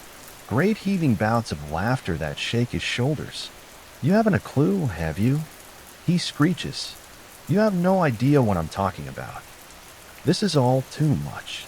The lunatic is clearly on some serious shit. I glance down at the radio. Screw it. I'm just going to make a break for it to the engine at the front. I prepare just for a second, shifting my weight, ready to run. But the man moves his hands from his face at just the wrong time, and he anticipates what I'm about to do. He jumps on me, and we stagger to the floor with a crash. Panic overtakes me. No, I cry out. Get off me. Let me go, punching, pushing my fingers into his eyes. Anything to get him off, but a furious grin is etched into his face.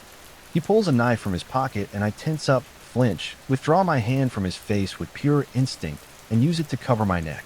But he grabs my wrist, and with an elbow to keep me down, ignoring my cries for help. He begins to carve the same symbol on the back of his own hand into mine. You're insane, I shout into his face. I try to pry away his arm, try to push him back, but the aisle is narrow. He has his foot on a nearby chair. He's using all his weight to keep me down. The junkie's grin quivers. I'll be damned if you end my journey before it's even begun, he says into my face, dragging the knife through the skin on the back of my hand, holding it as steady as he can in a painful vice-like grip, his knuckles turning white as I flail and heave to little avail. He completes the symbol, and he laughs, bitterly exhausted, relenting. And it's enough. It's enough for me to force him away.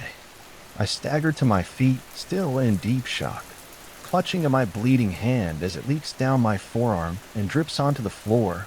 The man just laughs. He laughs and laughs in the aisle. And I realize to my horror that the seats around me, the seats, they're full of people now, silent, staring, expressionless. And their eyes are all red. I swivel in horror, looking this way and that. But all of their eyes are red, red, red, red, not bloodshot, not red-colored, just deep, dark red. No iris, no pupil, just dark, wet red stains. I stagger in horror, unable to even scream. The junkie only laughs. He slams his fist against a nearby chair as he rolls around on the floor. I turn and I run. I push through the carriage door, looking this way and that in terror. Some of the chairs are still empty, some are not. The ones that are not are all occupied by these terrible new passengers, eyes of wet blood red. Their skin, in fact, even their skin looks reddish in hue, and their veins. Their veins seem almost alive, writhing and throbbing slowly across the visible skin. Hello, I say to one with a shaky voice. Can you hear me? The passenger does not respond. He does not move or react in any way. I swivel again, horrified, turning to look at another. Can you hear me, madam? I put my good hand on her shoulder and recoiled at once with disgust. Her shirt is damp. It leaves my skin stained, and I realize that I cannot see where the shirt ends and her skin begins. It's all roughly the same color. I can see veins on her clothes. I'm not sure if they're even clothes at all. Good Christ, I cry out. Movement catches my eye, and I turn to look through the door windows and down into the previous carriage. The junkie has risen, and he strides through the aisle, coming straight towards me. I looked around, panicked for a weapon, for somewhere to hide, anything. I stumble down the aisle, and my eyes meet those of a woman, a real woman with real eyes at least, and real clothes. Like the junkie, she sat in one of a group of 4 chairs, 2 facing forward, 2 facing back, a table in between. We stare at each other with a slight incline of her head. She nods to the empty chair across from her. She flicks her eyes from me to the chair. I noticed the back of her hand, the same symbol, the four-lined R. I turn my head. I can still see through the dark window. The junkie is about to push his way through. I swivel back to the woman. She tilts her head slightly, ever so slightly to the left. Her jaw is clenched tight, but she speaks quietly, barely moving her lips or her teeth as she stares at me. "Sit down, conductor," she hisses. "If you value your life, you will do as I say. Sit down, conductor, and be silent." I turn and see the junkie angrily push through the sliding doors of the carriage and send up a silent prayer to whoever may be above. I slide into the seat and sit motionless, my heart pounding in my chest, adrenaline coursing through my body, my hand throbbing. "I've put my trust in you, woman." I think to her as hard as I can. "My life is in your hands." The junkie strides down the length of the carriage. I can hear his footsteps approach, and he grabs my shoulder. I flinch and cry out, but the woman's stare bores into me, willing me not to react. And so I fight my instincts and I do not respond. I'm sweating, but I return my head to its original position and I ignore him. "I need to know, are you a real conductor?" He shouts into my face. Did that count? Did you ask for proof of my journey? The woman opposite glares at him. She hisses, "Sit down, you imbecile, before it's too late. Sit down." But he does not listen. He pulls out the blade, presses it up against my neck, shouts louder, "Are you a conductor? Yes or no?" A flicker of pity flashes across the woman's face. "The engineers will have you, son," she whispers sadly, and the junkie stops at this. He turns to her. We all stay there, frozen for another long moment or two. When we hear the doors at the opposite side of the carriage clank open, the junkie recoils in terror. He lets go of my collar and he staggers backwards in horror at whatever it is that approaches. "No," he screams. "No, please stay back."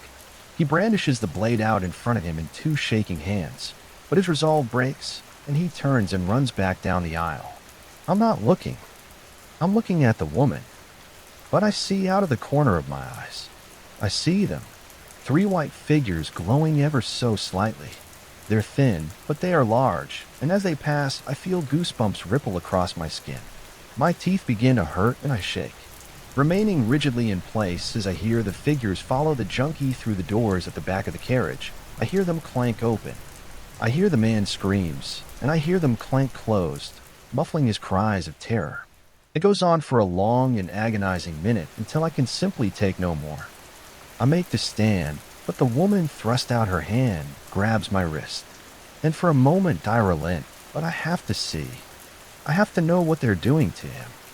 I pull my wrist from her grasp and sprint to the doors at the back of the carriage, carefully peering through the door window. The junkie is writhing on the floor. One of the pale figures is hunched over his back, the blade embedded precariously in the side of its head. The other two have their weight on his arms. They are long, these people. They are too long. Their bone structure does not seem to make complete sense. I slam a hand to my mouth in horror, stifling a cry of disgust as the face of the white figure on the junkie's back suddenly unfolds. White pincers, long and bug-like, burst from its face and bite into the back of the junkie's neck with a sickening crunch. When I can hear from all the way back here, the man screams, and with another crunch and a series of pops, the creature to his left is torn into his shoulder blade. It strikes again, and it has removed the arm. I have to force down a sudden rise of thick, hot bile in my throat, but I can't take my eyes away. I can't look away from this scene on the train. "Free rider," the man screams, gargling in his blood. There's a free rider on this train. He's here too. The next carriage. His words become slurred. The figure with his severed arm stands to the side, holding onto it carefully as it leaks blood over the floor. And the others, one still with its pincers in the back of the man's neck, force him through the carriage into the room beyond the luggage area, where people can board and depart the train before the automatic door on the far side has time to close. I see him struggle desperately, but with some effort the figures push him out of sight and off the train. I see his torn body fly past the window as the train hurtles into the night. I became aware for the first time that we are no longer surrounded by hills and fields. The moors that make up the country between Grey Castle and St. Joseph stands are nowhere to be seen. Beyond the windows are no fields, no hills, but instead a black and featureless desert, rough, low, dark dunes as far as the eye can see. Weak gray lightning flickers in the distance. What the hell is this place? What happened to my train? This isn't right. None of this is right. Oh, God. Oh shit, I glance back through the windows and the three creatures are coming towards me. I lurch backwards, stumbling, and with no other plan in place, hastily crash back into my seat, shaking, surging. But the woman across urges silence with her expression. I try to stay quiet, though my breathing is shallow and loud in my ears. Don't panic. She says, I heard him too. The engineers can't identify free riders themselves. You'll be fine. Just don't move. What? She jerks her head towards a sign above the opposite seats. I look up trembling. The sign is repeated, printed across the top of the whole row, but it wasn't there before. I've never seen it before on any of our trains, but there it is and it looks old. It's simple white text on a plain black background, no other logos, and it reads, Passengers must show a ticket when asked by a conductor. Foreign bodies will be removed. You will alert the engineers to any foreign bodies present in the train. You must ride with a ticket. Free riders will be recycled. But I'm a conductor. Am I a conductor or a free rider? Shut up. She hisses again, louder as we hear the doors to the carriage slide open. I am shaking, but silent. I'm not even breathing. I'm holding my breath. We stare at each other. And nowhere else the figures approach. I hear their heavy steps, and they come to a stop at our table. I can see them in my peripheral vision, glowing softly, glowing white, hunched thin, their arms too long, their legs too damn long. They hover in our space, and I can't take it. I have to look. I have to look. Just a quick glance. My eyes shoot to the side, and they meet with those of one of the figures. His face is terrible. It is long like an insect's folded in on itself with those pincers, those terrible pincers hidden away, but ready to spring out at any moment in the eyes. The creature's eyes, they're white, wide, incredibly wide. No eyelids, no damn eyelids. The skin around the eyeballs is cracked and dark, as if they've been shoved straight into its head, with the tiniest of black pupils in the center, staring back into my own. You must ride with a ticket, free riders. Will be recycled. The words, the commands, they run through my mind, one after the other, as the creature's gaze bores into mine. We stare at each other. I'm paralyzed. I can see the other two of them hovering by the table in my peripheral vision. I feel like screaming. I'm ready to recoil, to strike out, to do something, anything. At the instant, this abomination makes a movement, but it does not. The other two turn with soft, sickening cracks and disappear down the carriage. After a moment, the creature in front of me slowly draws back, stands up straight, and does the same. Turning, leaving, walking away on long legs. I hear the sound of the far door slide open. I hear the door slide closed. I wait. I wait as long as I can, and then I take in a deep, shuddering breath, my head falling into my hands. I try to calm myself down to focus. I look out of the windows at the black, scorched desert beyond the tracks. It offers me no comfort. I turn back to the woman. She's still staring at me, silent, angry almost. What the hell is this place? What's going on? I whisper. Shut up, she replies. I grimace and glance back up to the sign repeated over and over above the rows of seats. Passengers must show a ticket when asked by a conductor. Foreign bodies will be removed. You will alert the engineers to any foreign bodies present in the train. You must ride with a ticket. Free riders will be recycled. What's a free rider? Are we free riders? She does not respond. I look at the sign again. What were those things? What were they doing on the train? Are they engineers? How the hell are you so clueless? She hisses angrily, leaning forward towards me. You boarded the train, didn't you? Don't you know what you're doing? I stare back at her, starting to become angry myself. I didn't ask for any of this. Her eyes darted down to the symbol on my hand, and I waved it in her face. Fresh blood dripping out of the table as I do. You are referring to this, are you? That lunatic did this to me. He carved this into my hand 5 bloody minutes ago. What does it mean? Why do you have it too? The woman leans back in her chair, eyebrows raised, but some of the anger dissipates from her expression. She chews her tongue. Yes, she whispers to me eventually. Those things, they're the engineers, but they aren't smart. They won't bother you unless they have cause to believe you're a foreign body. I lift my cap and run a hand through my hair, the adrenaline wearing off and the pain in the back of my hand coming finally to the forefront. Am I a foreign body then?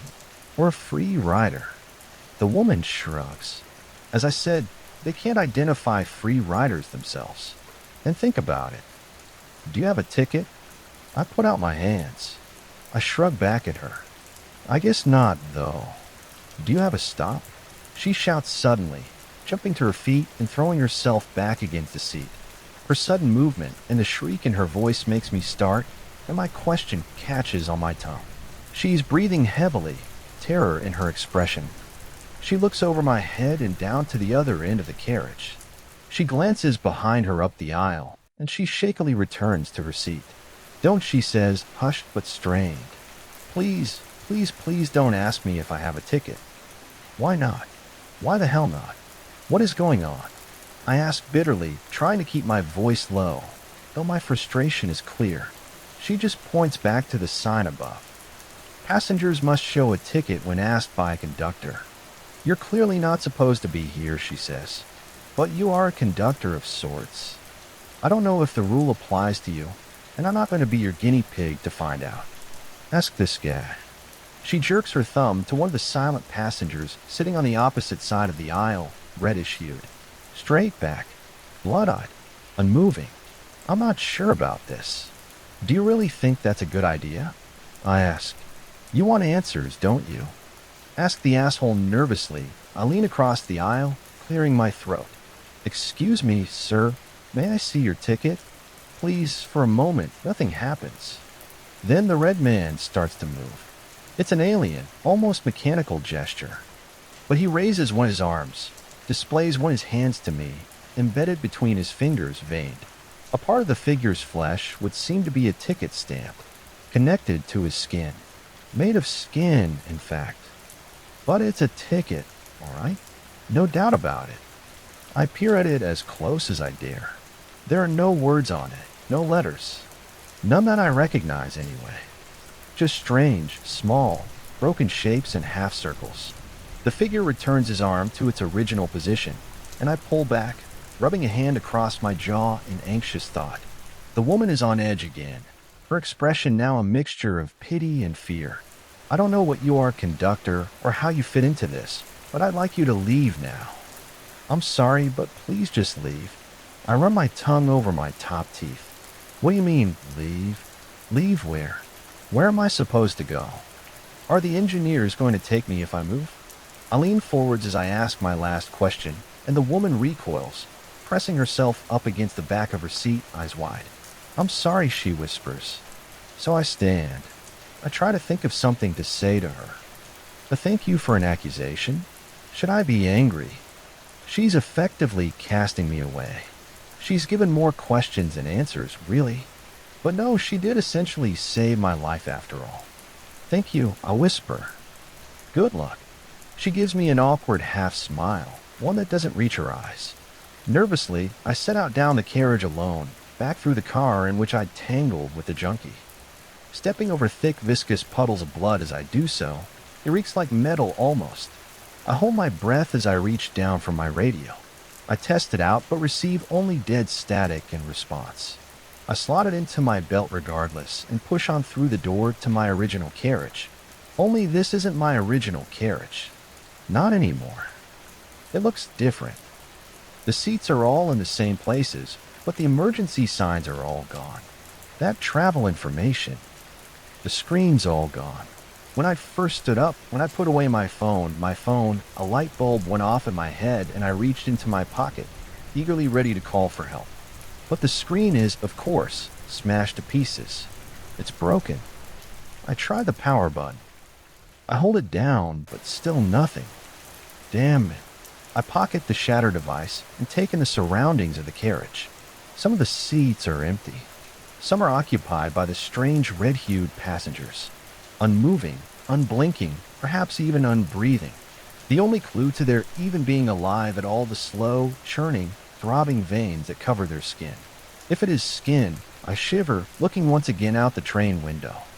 There's only desert, strange, black desert, waves of low dunes far off into the distance, and silent gray lightning crackling against the horizon. A glance at the signs overhead. Passengers must show a ticket when asked by a conductor. Foreign bodies will be removed.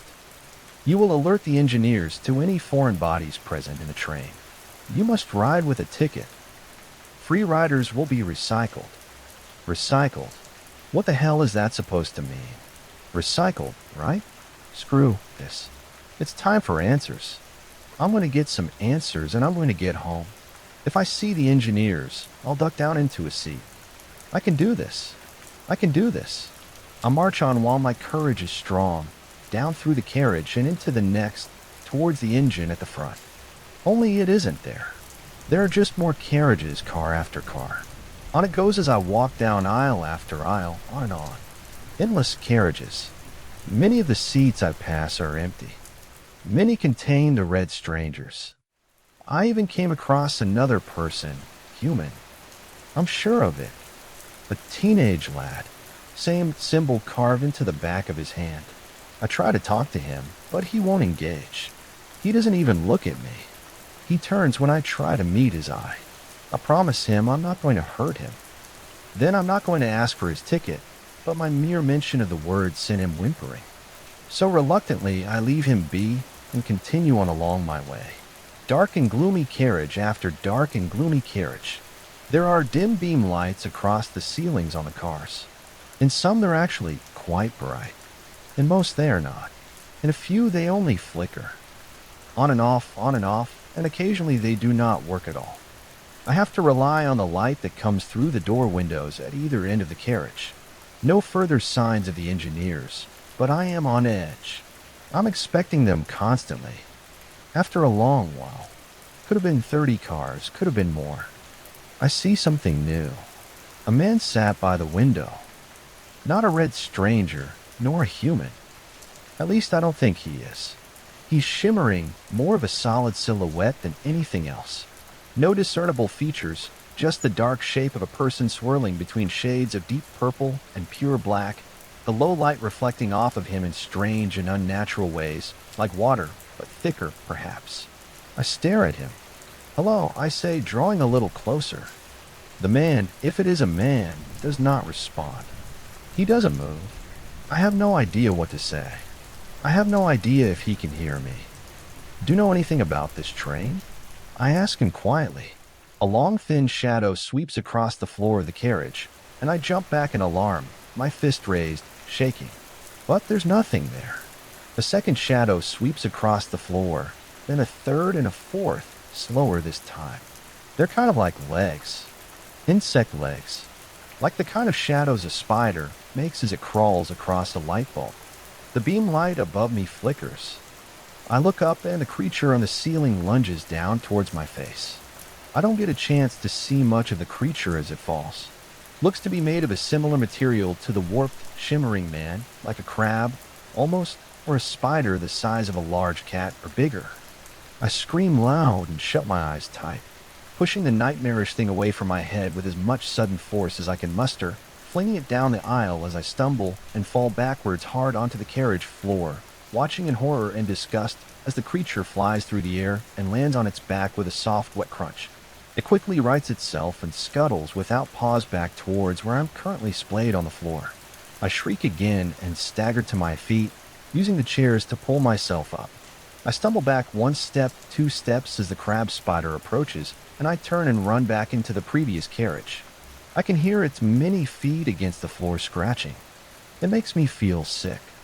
I look back and realize in dismay that the thing is right at my feet, hissing around my ankles. And I shout out at it, swear at it loudly, skidding to a halt and kicking it as hard and as far as I can. It flies through the air for a second time, but I don't wait to see where it lands. I take off down the carriage, running, panting. The train takes a gentle curve. I feel it as I run, and I look out the window, no longer going in a perfectly straight line. I can see some of the other carriages, and I get, for the first time, a humble introductory understanding of the sheer length of the train. Carriages. Carriage after carriage after carriage. As the train curves round, its end, if there is one, does not show itself. It just goes on and on and on. Stretching back into the desert, I catch a flash of white through one of the carriage windows, 4 or 5 ahead of mine. Shit, it's the engineers. It has to be. I've been an idiot. I was too damn loud. I stopped, trying to catch my breath in the middle of the aisle. Looking around, I turn back. Is the creature still following me? It could well be. Can I get through the doors if they're closed? I don't know, but the engineers can, and they're heading this way. Gritting my teeth, I made a choice.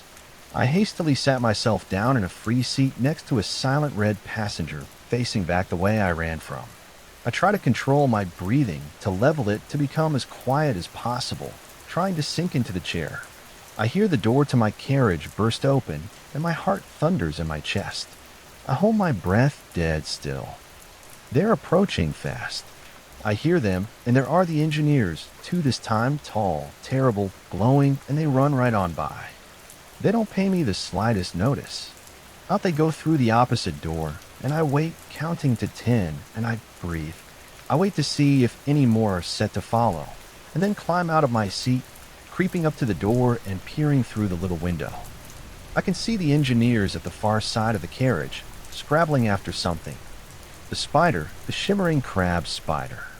It scuttles below the seats and up onto the walls. An engineer reaches its long arms out to grab it, but it isn't quick enough. His elbow strikes the back of a red passenger's head, but the passenger does not react.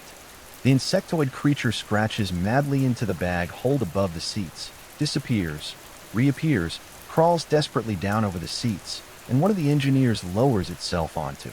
To all fours, like a wolf, I guess. I don't know. More like a mantis, I suppose. And it juts forward, pincers exploding from its face, crunching into the spider's back. I can hear it screech from way back here. Its legs writhe madly as the engineer drags it to an emergency door in the side of the carriage, and the other engineer yanks it open. It tears off one of the spider's legs, and the screeching creature is thrown from the train and out into the desert beyond. I see it hurtle past the window, still writhing. I make a quick return to my seat and wait silently for the engineers to pass by, but they don't. After a while, I return cautiously to the aisle, looking again through the door window, but the engineers are nowhere to be seen. They must have headed off in the opposite direction, towards the front of the train. I return into the carriage with the shimmering man. So there are spiders above this train, then. Crab spiders. Great. Another thing to look out for in this accursed place. I glance out the window into the realm beyond. The black dunes of the desert are giving way to low hills now, small cliffs of black stone. Something thick, trunk-like, and enormous shoots past the window, then another a little farther in the distance. A third appears. It is a trunk, the trunk of a colossal tree, like a redwood, only larger. And the wood is dark gray, branchless. It extends up, far up into the night sky. If I press my face against the glass and look up, I can see the bottoms of the tree's leaves, or needles rather, like pine needles, white in color. The ground below the great tree is covered in these needles, graying against the black sand. More trunks start to shoot past, then more and more, dozens of them, and the black sand outside begins to disappear under the carpet of gray-white needles, the trees. Like the dunes stretch far off into the distance, I turn back to the scene in the carriage and ponder with desperation. The shimmering man. He's different, unique. He may have some answers for me, if he can even speak, that is. And I am desperate. Hello. I try again cautiously. Can you hear me, sir? No response. The strange lights seem to dance of their own accord across his featureless form. I gently put my hand on his shoulder, and it feels strange, like I'm getting pins and needles almost. I withdrew. How would you feel if I asked you for your ticket? I ask, cringing a little, waiting for the worst. But he doesn't respond. It does not respond. Maybe he's just like the others, like the red passengers. He's no help to me, but I ask anyway. Could I see your ticket, please? At first, nothing happens. I wait for his arm to raise or for him to recoil or something, but he does nothing. I sigh and I'm about to leave when the man begins to shake. Twitching unnaturally, his chest bulges out, then his shoulder. I take a step back, jaw clenched, wondering if I've made another poor decision here in my quest for answers. My wonder is short-lived. The man rises angrily, then he splits and he bursts. From scalp to waist, he bursts open and he unfolds into 456 of those terrible crab-like creatures. Oh shit, I grunt in panic, though I have the good sense to keep my voice down this time. Staggering backwards, I kick one away, and trying to stifle my desire to swear and scream, run through the next door into the little compartment between carriages. There's a fire extinguisher tucked into a small compartment in the corner. It's heavy as hell, far heavier than a fire extinguisher has any right to be. But I heave it up into my arms, waiting, sweating, and as the door to the little cabin slides shut, one of the scuttling abominations crawls through the gap. With an angry grunt of exertion, I bring the extinguisher down with a crash and a crunch. It splatters the spider with a screech. Mashing it into the floor, one of the creature's legs twitches madly. I bring the extinguisher up again and back down with all my might, smashing the creature into pulp by my feet.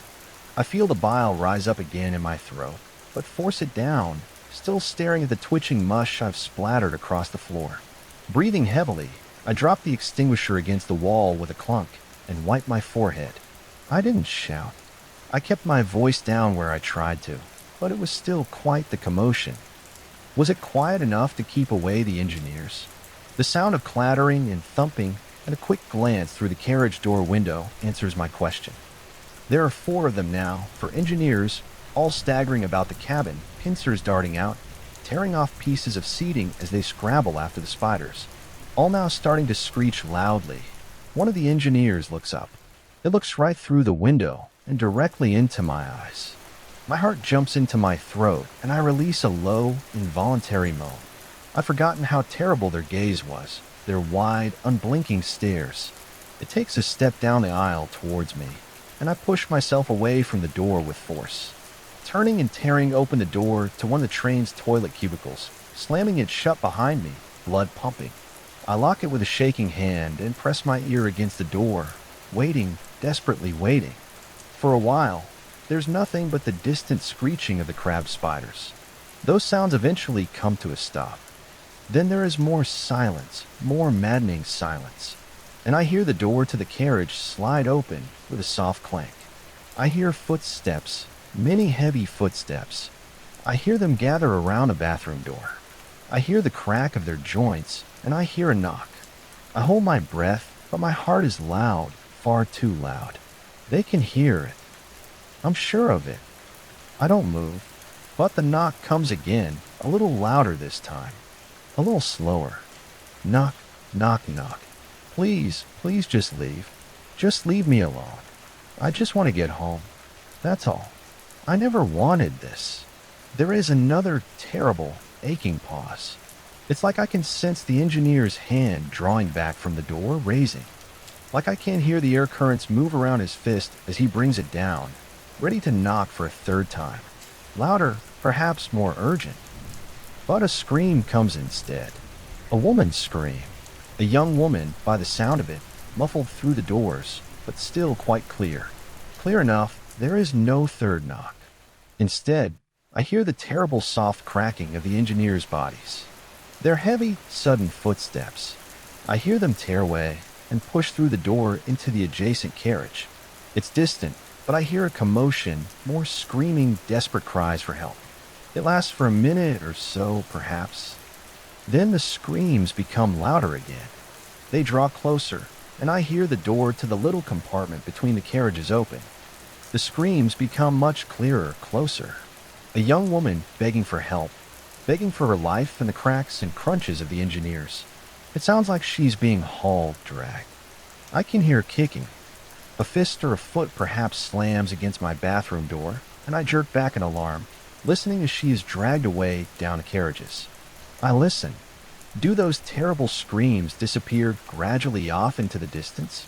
And I set myself down under the toilet with my head in my hands. I'm a coward. I should have done something. I tried to help her. And done what exactly? Fight off a horde of engineers by yourself? You could have tried. They would have thrown you off the train. Or worse. Would they? Would they, though? I have no idea what the rules are here. Not really. Besides that damn repeated sign in every bloody carriage, I wet my eyes. I am a coward. I glance at my watch. Since departing Grey Castle, I've been on the train for over 2.5 hours. That didn't make any sense. The route between Grey Castle and St. Joseph's Dam was only about 60 minutes. But of course, we aren't on a normal route. Not anymore. I have no idea where we are or where we're going, but I've sat hiding in here for long enough.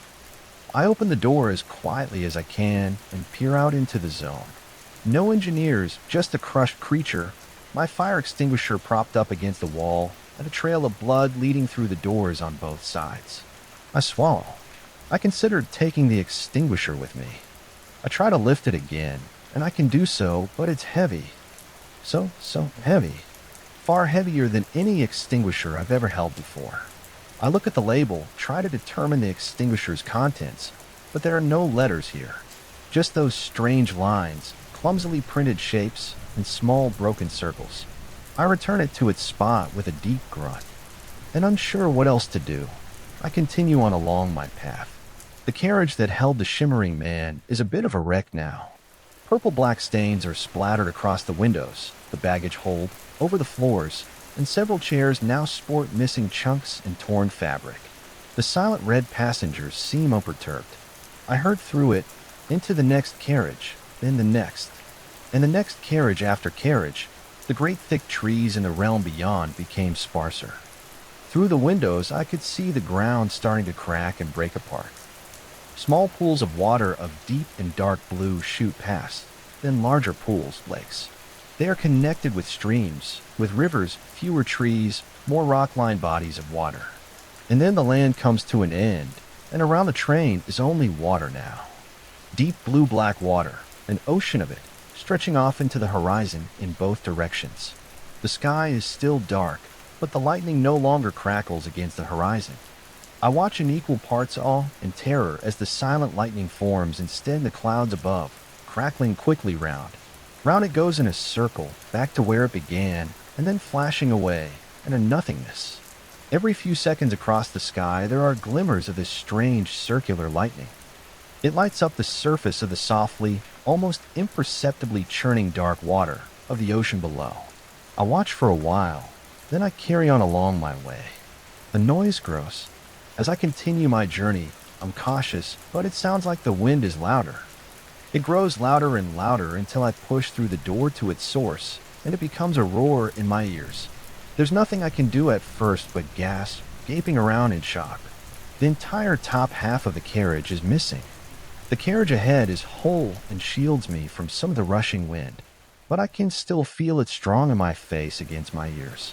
I pull down my cap a little tighter, taking a step forward. The carriage was not designed this way. Clearly, where the walls of the carriage ends, there is jagged metal, uneven, torn, broken.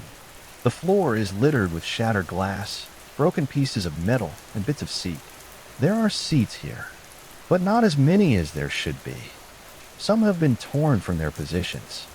There are no passengers in this carriage. The lack of a roof or wall gives me a somewhat clearer picture of my surroundings. Looking over the edge, I can see we're on a narrow bridge of some kind, maybe only a meter or so above the ocean surface, a couple of feet perhaps above the water, still all around me. There's only water. I look up into the sky. Thick, heavy clouds of black and dark gray churn and roll steadily against each other, into each other, grindingly pushing against the night sky in conflicting directions. Every few seconds, there's that same strange circular lightning crackling around and disappearing in peculiar gray flashes, illuminating the edges of the slowly swirling clouds in the darkness above A terrible sense of vertigo threatens to overcome me, and I force my gaze back down and ahead, and with jaw clenched, I stride on into the next, thankfully whole carriage, then the next, and the next, and the next. Eventually, a movement catches my eye through one of the door windows ahead. I stop, crouching, watching cautiously. It appears to be an old man, a human, shuffling out of a toilet cubicle and back through the door to his carriage. Down the aisle he goes.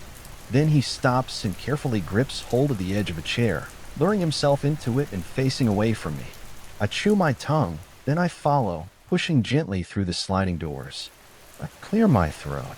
As I approach the old man, "Hello. Excuse me." He starts with a grunt of dismay, turning to look at me, taking in my uniform, my face, my eyes. We regard each other in silence for a moment. "Hello," I say again. "Good evening," the old man replies. "Then are you a conductor then, son?" I'm not sure how to reply of sorts. "Are you going to ask me for my ticket?" "No," I say. "Not if you don't want me to." The old man snorts, then seems to relax a little. He gestures to the seat opposite from him across the little table. "Care to join me?" he says. And I do. I take the seat. The old man closes his eyes briefly, muttering softly as he crosses himself with his fingers. I don't fail to notice there are symbols carved into the back of his hand. "Are you sure you don't mind talking like this?" I ask anxiously, checking down the aisle ahead and behind with furtive glances. "We're not being too loud," the man shrugs. "As long as we keep our tones level and don't cause a scene, in my experience at least, I think we should be just fine." I bite on one of my thumbnails. "In your experience, you say, sir, how long have you been riding this train then, exactly?" The old man scratches his chin and looks through the window at the water beyond. "Well, it must be going on. Has it been 7 to 8? "Yes, 8. 6 years and 8 months by my count." "It's been quite the journey." I stare at him. 6 years. 6 years and 8 months. I chuckle awkwardly, but the man does not laugh with me. "You're joking, right? You're telling me you've been riding for over 6 years?" The old man nods. "That's right, son. 6 years, 8 months, he says quietly.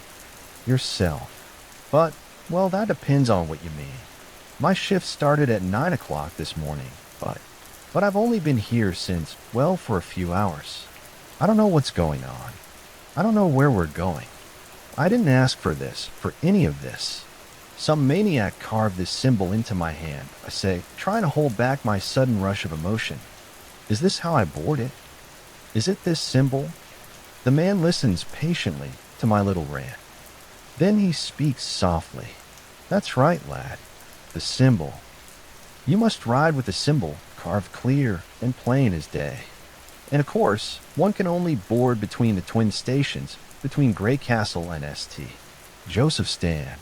"But that doesn't make any sense," I say to him. "The route between Grey Castle and St. Joseph Stand lasts for an hour max, not 6 bloody years. It loops back towards Manchester, goes on through Newcastle. It's supposed to end in Edinburgh in a couple of hours." The man shakes his head sadly. "Manchester, Newcastle, Edinburgh. I do not know these places, conductor." I tap a hand against my forehead, slowing my breathing. This man is kind and helpful. It'll do no use to get frustrated. "But your accent. You're British, right? You must know these places. England, Scotland." But the old man just smiles sadly, and he slowly shakes his head once more. "I'm afraid that I do not recognize these names, my friend." I drum my fingers softly against the table, looking out through the window as the train chunters softly and steadily along the tracks, and the dark, churning waters beyond stretch far off towards the horizon. The old man speaks again, his voice breaking through the clouds in my mind. "The train can take you between the ladders. It can take you beyond, far, far beyond." "Beyond where, sir? Where are you going?" I ask. I don't understand. What journey could possibly warrant a distance that lasts for 6 years? The smile drops from his face, and he looks sadly out the window for a long and heavy moment. Then he sighs and he reaches into his jacket. Fumbling around, he produces a picture of a young woman in her mid to late 20s, and he shows it to me. She's a good-looking lady with a nice smile. I won't bore you with the details. I'm not sure how much sense they would make to you anyway, conductor. But this is my daughter. A wonderful young lady. A bit of a nutcase, though. He chuckles, then grimaces, obsessed with the occult. Dangerous business. Dangerous business, indeed. Got involved with some sketchy folk, and she disappeared. Vanished off the face of the planet. 20 years, it's been 26 if you include these long years on the train. Though between you and me, I'm not convinced they travel at quite the same speed. The old man's expression darkens.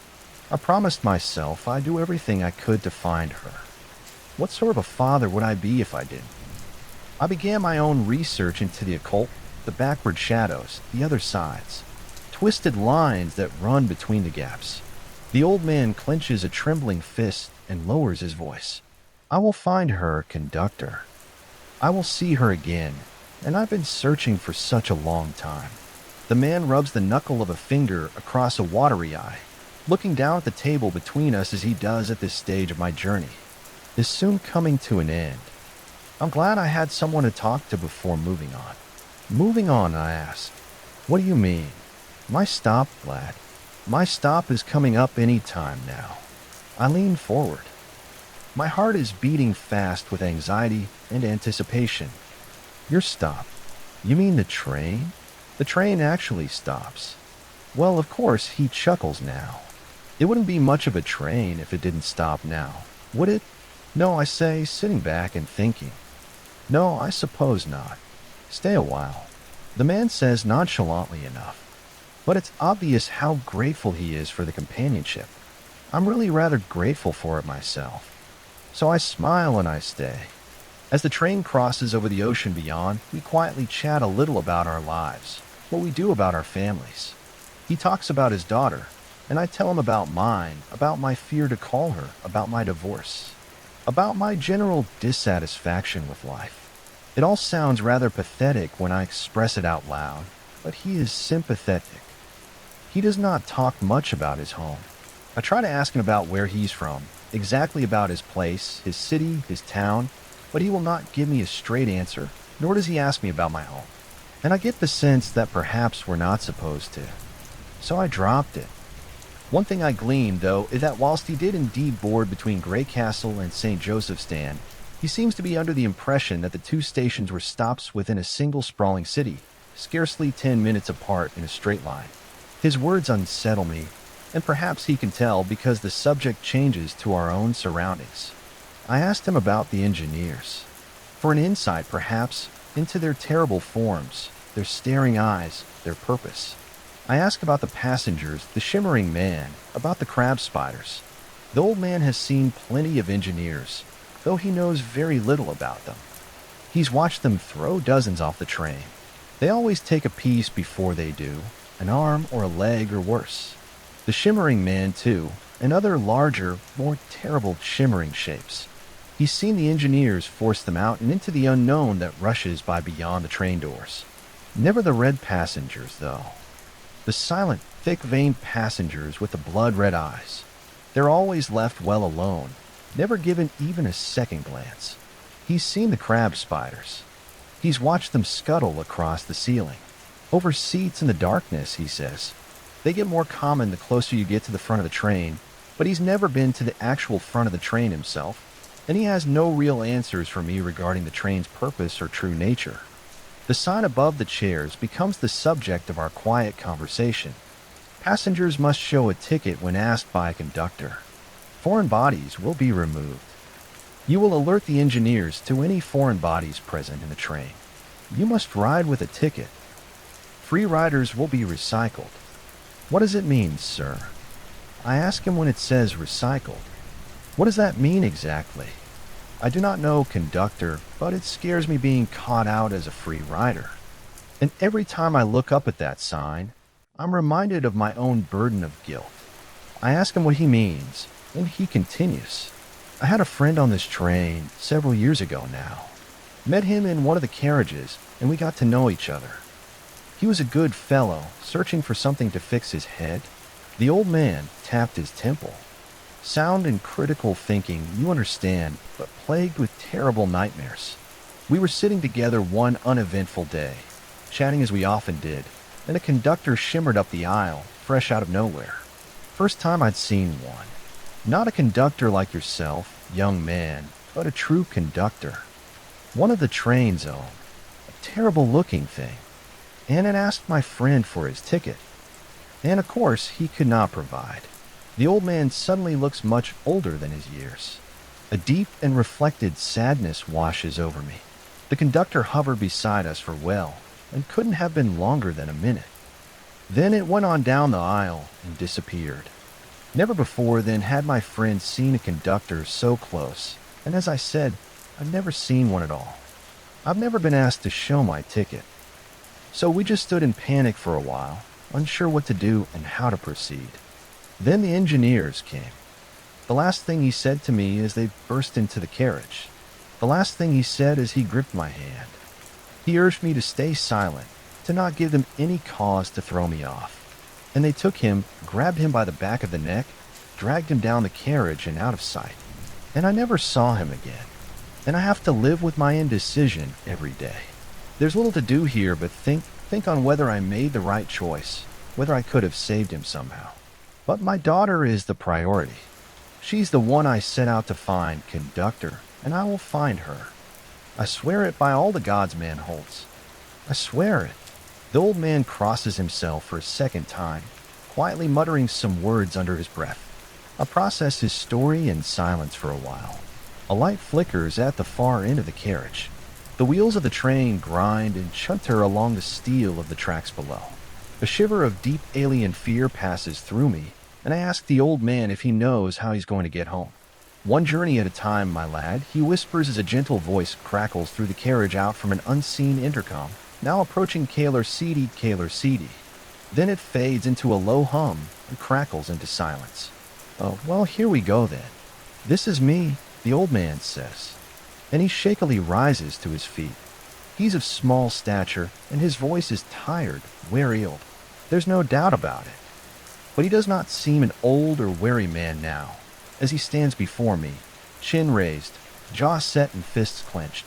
A circle of the lightning in the sky, beyond ripples powerful silver light across his features. And I see in his eyes a determination that sends a surge of sudden affinity, of powerful admiration rushing through my blood. I rise to my feet too, unbidden, and stand there awkwardly in his shade. What am I going to do now? Hug him. Hug this stranger who I've known for all of 20 minutes. Ask to exchange contact details. But the man grins at me, and he holds out his hand to shake. I take it. I walk with him into the zone between the carriages, the compartment with doors to the outside, as the train begins to decelerate, slowing steadily. A great and rocky island appears behind the door windows, an island of strange, dark and glassy stone, a scene that sends through me an icy river of dread. The crooked mountains extend high up into the sky, and the island is surrounded by small outcrops of broken, tumbled rock. The train chunters to a halt, and the intercom crackles. Kaler City. And the man pats me on the shoulder, and he presses the button for the door. It opens with a soft hiss, and he steps out onto the gray-black ground below the train, walking over the wet stones to the dark and sinister island of rock and glass beyond. The doors quietly close of their own accord. I watch through the windows as the man gets smaller and smaller into the distance. And after a while, the train begins once again to hiss, and it starts to move. Continuing its journey, I watch the man vanish from my line of sight. I watch the sharp and towered edges of the mountainous island roll by. I watch its cliffs disappear down into the dark water. The outcrops become sparser and sparser. And then there is once again only water. I process strange things, but a very profound sense of loss as I look out at the lightning circling above the ocean. I glance up at the signs that run along the edge of the carriage just below the ceiling. Passengers must show a ticket when asked by a conductor. Foreign bodies will be removed. You will alert the engineers to any foreign bodies present in the train. You must ride with a ticket. Free riders will be recycled. And I continue on along my way. My journey through the train continues. I think this is my plan now. Find humans, engage with them if I'm able. Learn as much as I can, and hope I can find enough clues to figure out a way home. Maybe if I'm lucky, I'll even find someone heading in my direction. For the next 3 hours, however, I see no one, no humans that is. I pass plenty of the silent red passengers. I see more of the shimmering men. I even see another crab spider crawling, scrabbling blindly across the ceiling. Cold panic rushes through me, but I stay stock still. I control my breathing, and it disappears into the overhead baggage hold. I don't stick around. I subsist off water from battered, half-finished plastic bottles I find lying around, beneath chairs and bins. I'm not sure where they came from, and the taste is not great, but it's fine. I try the water from the bathroom taps too. Sometimes it's okay, though more often than not it's soapy and makes me gag. Curiously, I do not find myself growing hungry, but I do get tired. I stop for rest in a seat of one of the more empty carriages and look out the window. A flickering beam light overhead allows me a few uninterrupted seconds of vision beyond the glass, before my view is momentarily blocked by a flash of my own tired, anxious, reflected face. The ocean is now peppered with rock, great slabs of it, rising out from the depths. In the distance is a beach of pale gray sand that steadily approaches, stretching around in a wide arc. There are pillars of some kind on the land beyond, but it's too far away. I can't tell from here if they're structures or if they're natural formations. And then the light above me goes dark. The hairs on my forearms rise. A low buzzing noise drones down the aisle of the carriage, and I turn my head just a little, teeth set as an alien form, larger than that of a man and hovering above the ground, shimmers slowly past. It's a conductor, a true conductor. I know it. I'd ask the old man to describe one to me, and this thing fits the bill. It is terrible to look upon. Every fiber of my being wants to scream and run, a writhing mass of white, gray, several long, thin arms that end in what appear to be curved blades of flesh. No discernible, even remotely human characteristics at all.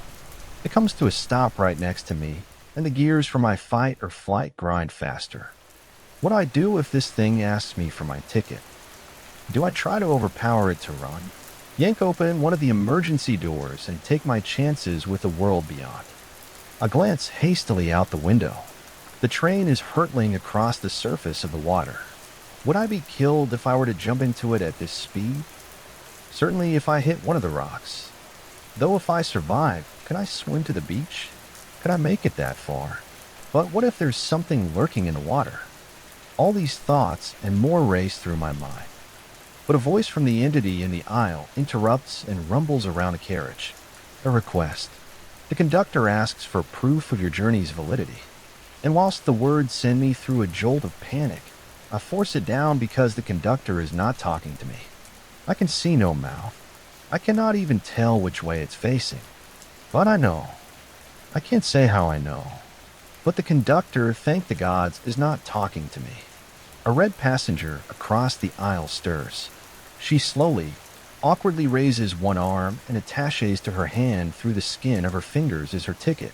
One of the conductor's writhing limbs stretches down to the ticket, and it stamps it with the same symbol as the one on the back of my own hand, the shape of the R. And it steams softly for a while from the mark. The passenger lowers her arm, and the conductor hovers on down the aisle, through the door to the next carriage. I control my breathing, summon my courage, and I follow. Keeping my distance, I watch it drift into the next carriage and ask another 2 red passengers for their tickets. It stamps them, then hovers slowly on into the following car. I keep watch. Creeping behind it, looking carefully through the window, I see the conductor come to a stop beside 3 humans. 3, and they're all sat together with terrified, stricken expressions on their faces as the voice of the conductor rumbles round the walls. A request. The conductor asks for proof of your journey's validity, and there is silence. And one of the 3 people, a woman, starts to shake and to softly weep. The others remain stock still, horrifying. The conductor, after a minute, moves on. It does not go through the door to the next carriage. It just shimmers and disappears from sight. The weeping woman's body is racked with sobs, and she collapses forward onto the table with her head in her hands. The woman beside her has gone pale. She's staring down at her, and the man across has started slamming his fist against the window in frustration. I step into the carriage, and the man's voice becomes clear. We're so close. We're so damn close. Let's just make a break for it. Our stop's the next one. It can't be more than an hour away. Come on, let's just jump. We'll be killed, says the woman across from him. Adjusting her glasses, her voice trembling as she squeezes the arm of the weeping woman to her left. I look behind me. I can see a group of engineers through the door windows, a few carriages back and heading this way. You guys need to decide and fast, I say to the group, and they look up, noticing me for the first time. The man lets out a shout of rage, jumping to his feet between me and the women. He's not one of them. The woman with glasses shouts at him. Look at his hand. I glance behind me again. The engineers look to be about 2 carriages away. They're coming for you, I say urgently, stepping past the man and gripping the sobbing woman by the shoulder. For you, definitely. Maybe for all of you. You need to leave. Please just take your chances with the world outside and go. Are you mad? The woman with glasses hisses at me. Do you have any idea where we are? The man beside me lowers his fist. He's right, he says, looking over my shoulder. We've come so far. It's time to leave. It's now or never. They're going to throw us out regardless. He turns to the women. Get up, he says. Get up. He grabs the crying woman by the shoulders and starts to drag her to the door. Oh Christ, no, the other mutters, shaking as she rises to her feet to follow. I slot myself down into a nearby seat as calmly as I can, and a few seconds later the door to the carriage bursts open. I hear the heavy footsteps of the engineers approach. Get back, the man shouts at them as he yanks open an emergency door. The sound of the rushing wind, a sudden roar now billowing round the carriage. Then he turns to the woman with the glasses, holding her face in his hands. Go, please just go, you idiot, she says through tears, pushing him back. Go first. Jump and I'll follow. But the man does not. The engineers sprint past me, and the man grabs the woman by the shoulders. Brace, he yells into her face, and with all his force, he pushes her out of the train and towards the water below. We are moving at such a speed that there is not even time to see her hit the surface. He moves to grab the other woman, but he's too late. The engineers are upon him. I watch, fists clenching and unclenching with guilt and desperate sympathy as the man and woman struggle against the engineers. The man is doing his best against 2 of them as they drag him around the cabin, cracking their limbs on poles and rails as he bellows in anguish. The woman is set upon by only a single engineer at first, and to my surprise, she manages, through the strength of some hidden away force, to shove it back towards the open door. The man staggers backwards against the engineer, clutching his neck, and the weight of the party crashes into the engineer by the door, and the monster is pushed clumsily into the world beyond, pincers darting out as it falls but catching on nothing but air, falling from the train and disappearing out of sight. The woman tries to wrestle one of the remaining engineers off of the man, screaming, but she staggers back in horror as its pincers unfold from its face and crunch into the man's shoulder. He thrashes, shouting to the woman to jump, but she's unable. The second engineer darts behind her, clambering up the rail and the wall to take hold of her, locking her in place as she struggles. Blood gushes out onto the floor, across the engineer's legs and over the man's torso. The engineer holding the woman turns his head and darts out his own pincers, latching onto the man's side, tearing off a chunk of flesh with a sickening wet rip of a sound. The man shouts something unintelligible, and the engineer behind him, with its pincers still in his shoulder, braces itself against the rail and forces the man through the door and throws him off the train. It draws the door closed with a loud bang, and the rush of the wind in my ears is silenced. I watched in horror, my heart hammering as the engineers set off down the train. One of them holds the screaming woman tight in its grip. She flails, slamming her fist against the engineer's body again and again. She catches my eye. Help me, she screams. Please help me. I sank into my chair panicked, but the engineers paid no mind. They drag her on towards the front of the carriage and through the doors into the next as she kicks and screams. And I think hard and I think fast. I try to draw strength from my palaver with the old man. I try to take hold of a second-hand burst of courage, and I stand shakily. I stand, and as if on someone else's legs, I march down the aisle. I'm going after her. I'm going to act. Passengers must show a ticket when asked by a conductor. Foreign bodies will be removed. You will alert the engineers to any foreign bodies present in the train. You must ride with a ticket. Free riders will be recycled. I can only presume that the woman I now follow is going to be recycled. Whatever horrors that may entail, she is a free rider, like the others, and she has been identified as such. I dart down the aisle, trying to remain as inconspicuous as I can. The woman has seen me follow, but the engineers have not. She screams and babbles, kicking and fighting, and I can only pray that she does not give away what I am trying to do in her panic. The engineers drag her down the aisle and through the carriage, and then the next. But then, before a compartment between carriages, they come to a sudden stop. I stumble over my feet, scrambling into a chair as quietly as possible, watching intently to see what they're going to do. I squint. One of the engineers is rubbing his thumb around the rim of the open door button instead of pressing it. He does this only once in a rough circle, and the button starts to glow a soft red. He presses it, and the door opens.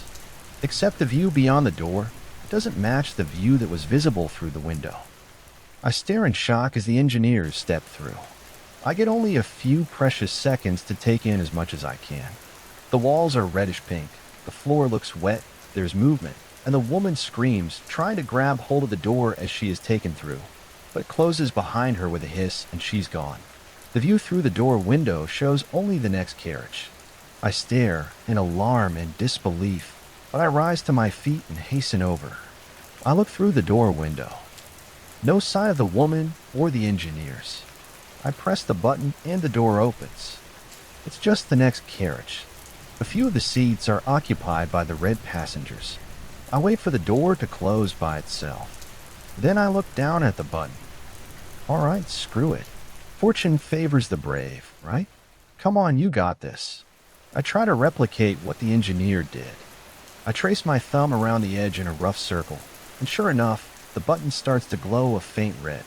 I take a deep breath, and I press it, and the door opens. I step through.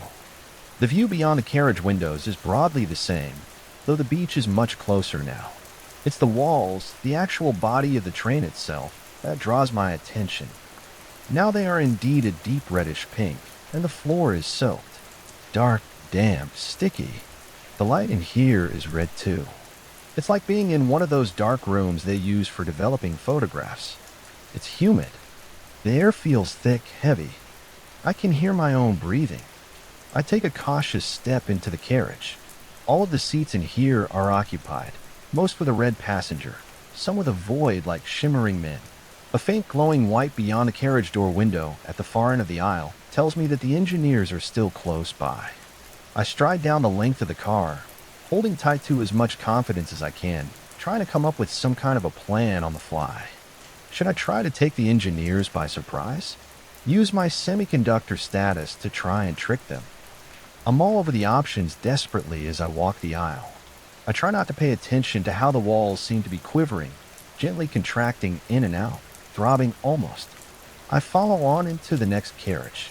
The deep reddish pink walls of the carriage give way in some places to long, pale, thin arcs squished up in between the walls, strange material structural support beams of some kind. Perhaps they look white in color, though it's hard to be sure given the strange lighting. I pass through the next carriage and the next. More and more of the red passengers are replaced with the shimmering men. One of these men, to my horror, appears like less of a man and more like a lobster, perhaps enormous, alien, yet silent. I pass on by, teeth clenched. It becomes clear as they become easier and easier to see that the structural support beams, they aren't beams at all. Not like any I've ever seen. They look like bones arced up toward the ceiling. Like great ribs pressed, squeezed tight between the throbbing, leaking walls of the train. It's horrific. It makes me feel sick and the air grows thicker. The soft white glow through the train doors ahead, the one that I've been following at a steady distance, suddenly becomes brighter, then brighter still, and the forms of engineers start to become visible. Shit, there's a group of them heading toward me. I look around helplessly. There are no free seats in this part of the train. There's nowhere at all for me to sit down. Trying to remain calm, I take a few cautious steps back through the door I just come through and into the compartments between carriages. I look around for a bathroom to hide in, but there's none, nor is there even a fire extinguisher or anything I can arm myself with. So, with my options limited, I decide to just head to the corner and stand still, totally still, heart pounding by the wall, looking at the floor as the door bursts open. 4 or 5 engineers run past, elbows out, hunched forward. Most pay me no mind, but one of them slows down.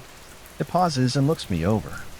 I can see its wide, terrible and unnatural eyes scanning me in my peripheral vision, but I do not stir.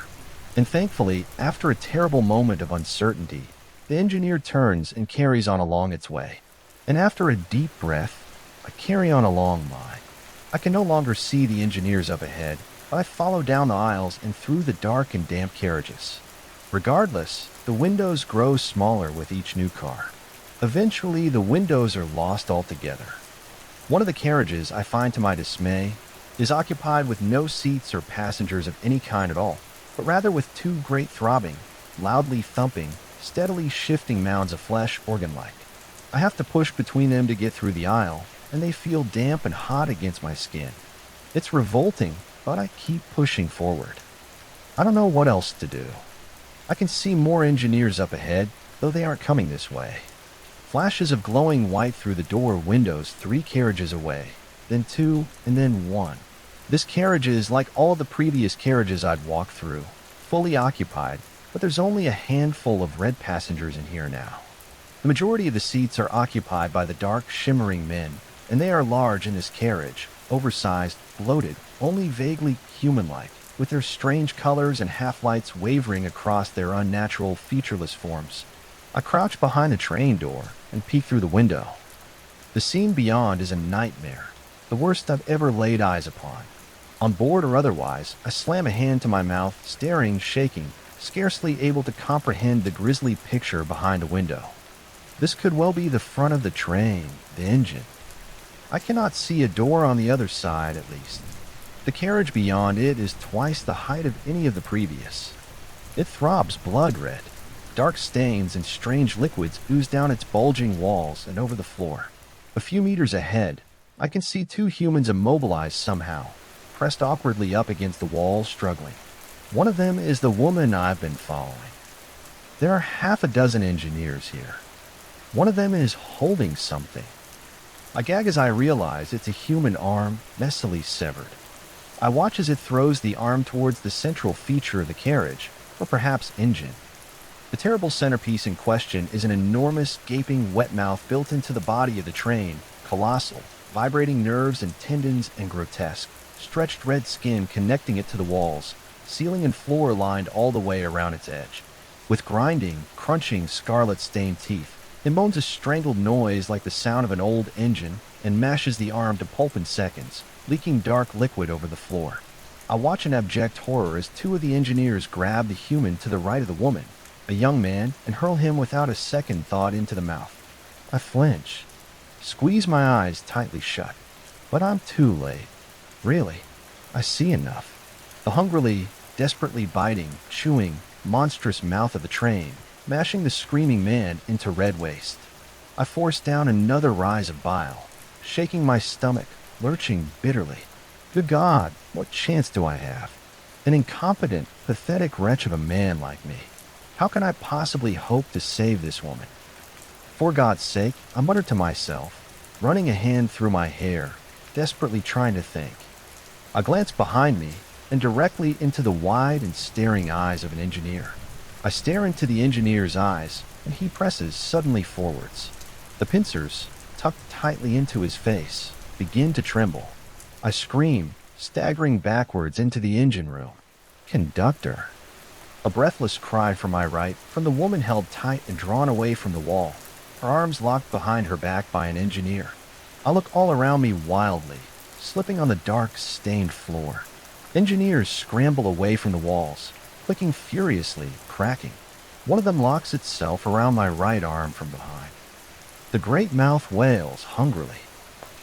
It's time to act now. Act now. I relent ever so slightly, giving in to the engineer, moving backwards with it. Then I push hard, throwing it off, though not completely. I still feel its sharp grip scrape down the side of my arm, tearing my jacket, and I lurch forward, slamming into the engineer in front of me and sending him staggering backwards, half falling into the previous carriage. I take in a deep breath, raising my head up high, and I shout as loud and as clear as I can down into the carriage with the full force of my lungs. Attention, all passengers. I, a legitimate conductor aboard this train, demand proof for the validity of your journeys. Every one of you show me your tickets. Show them now. I feel a heavy pair of pincers tear into my shoulder blade from behind, and I gasp out in shock. No breath left for a scream, and it drags me back into the engine room for a terrible moment. Nothing in the carriage beyond seems to stir. And then, there is chaos. The red passengers, few as they are, dutifully lift their arms to reveal their tickets. But the shimmering men, bloated, inhuman, shifting and trembling, they burst almost as one into dozens upon dozens of disgusting, crawling, shimmering spider crabs, some large, some small, some more lobster-like than crab-like, but screeching and clambering around the carriage all the same. Some burst through the door into the engine room, and I feel the pincers detach from my shoulder. I stagger to my knees with a cry of pain as the engineers all scramble around in disarray as the hordes of shimmering creatures surge across the walls, the floors, the ceilings. Some of the engineers push through into the carriage beyond. Some remain to throw themselves around in the engine room after the spiders that have gotten in. The mouth of the train roars and cries, and I stagger to my feet, grabbing a tight hold of the woman beside me and dragging her through the carriage as fast as I can, slamming aside engineers, gritting my teeth against the strange and sickly feeling of the legs of the shimmering spider crabs, crawling all over me, brushing against me. I break into a run, and she runs with me, and we tear through the carriages, carriage after carriage through the chaos. On we run, leaving the swarming, bloody thrall behind us. But they will follow. I know it. The train begins to slow, and I skid to a breathless halt, slamming into a wall as the woman does the same. We're coming up on your stop, aren't we? I say to her through pants, pain surging across my back, the muscles in my legs aflame. We are? She chokes back through breaths. Yes, then go. I force open an emergency door, grunting as I do so, the whistle of the wind loud. I look out. We're on land now, white gray at sand below. Broken columns and pillars and strange cone-like towers in the distance rush by.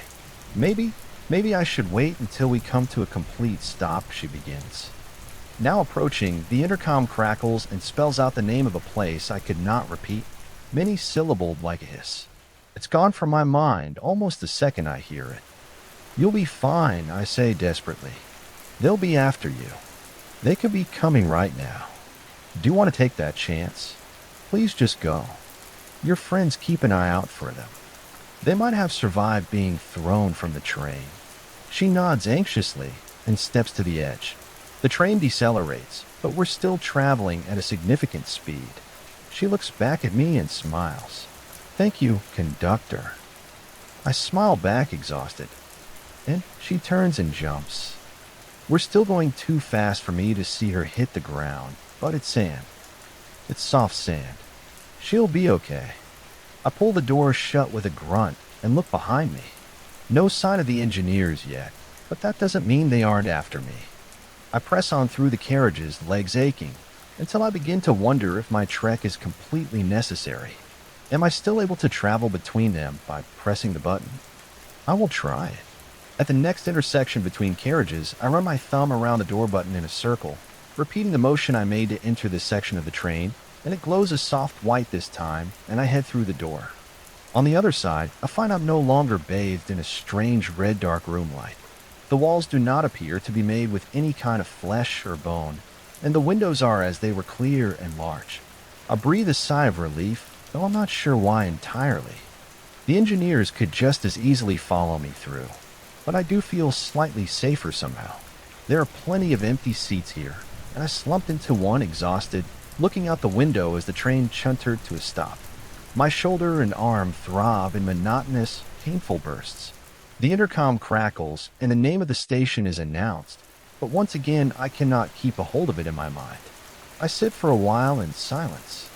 With a hiss and a groan, the train continues along its journey.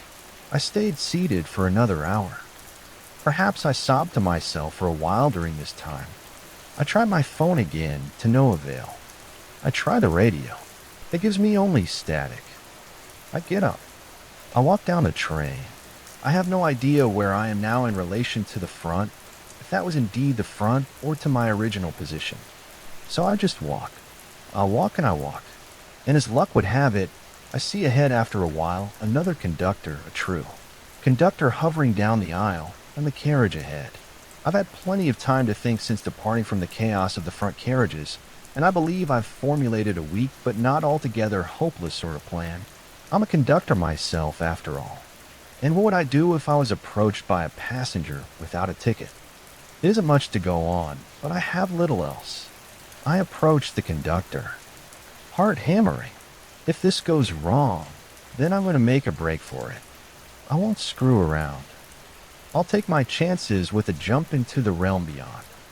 I won't allow myself to be taken to the front. I won't. I struggle to think of a fate worse than being chewed up by that leaking, moaning, grinding mouth and the train recycled. I press through the door into the carriage, and before I have a chance to psych myself out, I say calmly but clearly, "Excuse me, conductor. I would like to alter my journey if possible. I would just like to get home, please." The conductor hovers before me, writhing slowly. The low, droning buzz of the thing sets my teeth on edge, but I hold my ground. It is silent for a moment. Then, "Your journey cannot be altered, passenger. Your journey has been marked." My heart hammers. I want to leave. I want to remove myself from the situation before it asks me those dreaded words, before it asks for my ticket. But I need more. I need some hope. So I ask again, could I purchase a second ticket? I would like to amend my journey, conductor, but I'm given the same response. "Your journey cannot be altered, passenger. Your journey has been marked." Marked. My journey has been marked. The conductor starts to drift towards me, and I step back and out of its way. It hovers on through the aisle and into the next carriage. I watch it ask a red passenger for a ticket. She raises an arm, and the conductor stamps it. It marks it. It marks the ticket, the R, that same symbol marked into the passenger's ticket, the passenger's skin. I look down at the symbol on the back of my own hand, the hastily carved R, the one that the junkie gave me, and an idea forms. It's not the best idea. It makes me feel sick, in fact, but it's my only idea. I watch as the conductor shimmers and disappears from view, and I set out down along the carriages with a renewed but bitter sense of grim purpose. I walk for hours, hours upon hours upon hours. I sit a few times to avoid groups of engineers. I pass a human couple who refuse to talk with me. I pass the red passengers, silent and staring. I pass shimmering men and shimmering monsters. Hour after hour, I march through the train, my eyes weary. I'm desperate for some rest, for some sleep, but not yet. Not just yet. Keep on walking. My steps become jarring. My muscles are seizing up, but I walk on. The view outside has long since changed. Up the trail climbed up into the night sky high above the ground, and colossal, twisting, whirling towers of wind and glass roar and spin in the distance through the air. Clouds rush by. Dark and furious, I come at last to something. I recognize the broken, roofless carriage, jagged, torn walls, missing chairs, passengerless. The wind is ungodly now, and I stagger down the aisle. My eyes water, gripping at the remaining chairs, using them to pull myself forwards, deafened by the scream of the howling winds and the towering cyclones beyond. I don't want to get too close to the edge, but I try to peer over to see if I can see the ground. I cannot. I push on. I head through a carriage splattered with dark and shimmering stains, with edges of the chairs torn, a piece of railing slightly bent, evidence of a scuffle. I pass through a compartment with an out-of-place fire extinguisher. The glint of the light reflecting off it catches my eye. It's exactly where I left it, against the wall by the mashed spider crab carcass. I go through the carriages. I pass through the one in which I saw the teenage boy, though he is gone now until I am certain beyond all doubt, that I am back to where I started. The dried blood stains across the floor and up the seats is proof enough. This is where the junkie carved this infernal symbol into my hand. Except on reflection, he probably wasn't a junkie at all. He was probably just as terrified and almost as uncertain about his surroundings as I was. He was a stone asshole, though. I get down onto my hands and knees and search across the floor of the carriage. When the engineers threw the non-junkie off the train, one of them had had his knife wedged precariously in the side of its head. But when they approached the table where I sat in terrified silence with the woman, the knife had vanished, which means they either took it for themselves or it's somewhere still on the train. I search each chair with real dedicated focus. I push aside the feet of the red passengers, and in the shadows I find a blade. I squeeze my fist in triumph, reaching below the seat and drawing it out into the light, the junkie's knife, and my heart starts to pound as I realize my plan. What had up until now just been a theoretical plan now had to be put into brutal motion. I sit in the aisle, my back against a rail, and I turn the bloodied knife slowly over in my hands. I look at the symbol on the back of my hand, the mark of my journey. I have no hope of getting a ticket home while this mark is emblazoned across the back of my hand. That's what I understood from the conductor. I admit my original plan was to try and sever the entire hand. But as I walked, I began to doubt the necessity of such a brutal measure. I came up with an alternative. I tear off a strip of my sleeve and create a makeshift gag for myself, something to bite down on, to stifle my groans of distress and shakily, desperately. I begin to slice the blade into the skin on the back of my hand. I release a grunt. The edges of my vision flash. This is going to be really difficult. I move myself into a chair by the window, opposite an unsympathetic red passenger. What are you staring at? I mutter to it as fresh blood leaks over my arm. I look down and drive the blade in deeper, then deeper still. It has to be deep enough to remove all traces of the R, the carved symbol, the mark. So I slice. I push the knife through the back of my hand, hacking away at pieces of flesh. In some parts, my trembling arm betrays me, and I cut too deep. Dark blood gushes onto the little table in front of me and over my shirt and jacket, and I start to feel lightheaded. But there is no alternative. That's what I keep telling myself. There is no alternative. Get it done. So I do. Sawing away, sweating, whimpering, I slice off the necessary flesh. The back of my hand becomes a wreck, throbbing, leaking, hanging bits of messily cut skin. But eventually, all traces of the symbol are gone. I tear off a larger piece of my sleeve, wrap it tight around the hand, unable to help myself, releasing a bitter cry as I do so. I wipe sweat from my eyes, taking some deep shuddering breaths, calming myself as best I can. And I wait. I waited for a long time. It's 3 weeks before I see a conductor again. I went around asking red passenger after red passenger if I could see their tickets, and when I found one without a stamp, I sat by it and waited. I hear that familiar droning buzz. I stand. I see it shimmer down the aisle towards me, and I approach. Conductor, I'd say softly, the moment of truth having finally arrived. I would like to purchase a ticket home, please. For a minute, the conductor says nothing. Then it speaks, and its mouthless voice vibrates around my head. To which station are you headed? My stomach lurches. To St. Joseph Stand, England, I say clearly. Then the station on the route that begins in London and ends in Edinburgh. I have just in case another moment's pause. The price for this ticket will be 1 year and 1 month. Will you purchase a year and a month? What does that mean? A year and a month off my life? A year and a month on the train? But these questions are trivial, really. I've been offered a way home, and I'm taking it. By God, I'm taking it. I will purchase, I whisper. The conductor bids me to raise a hand, and I choose my good hand. The conductor touches it with a writhing pale arm. It starts to itch. It starts to sting like a wasp's sting, but slow, not sharp. A ticket, one of those of the red passengers, begins to form between my fingers. Webbed, stretched skin forms with text and typeface visible across it. I grimace as it comes into being. "Please take your seat, passenger," the conductor says, and then he's off, hovering away down the aisle and into the next carriage without another word. I look at the ticket between my fingers, and sure enough, a seat is written there. Below the cryptic lines and half circles, the same I'd seen on the fire extinguisher LKP-90. So I head in the opposite direction to the conductor. I head towards my seat. It takes me a few hours, and when I find it, I sit.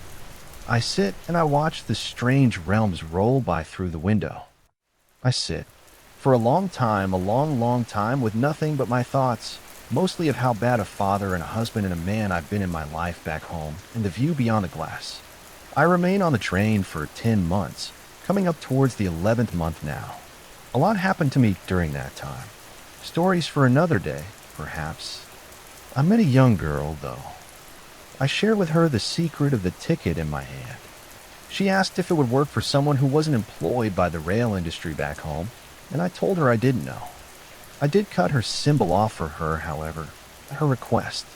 We decided to flee the carriage after she started to cry, but luckily the engineers didn't come for us. Once she calmed down, she thanked me, and she left. Off on a hunt for a conductor, I never saw her again. I'll tell you just one more thing.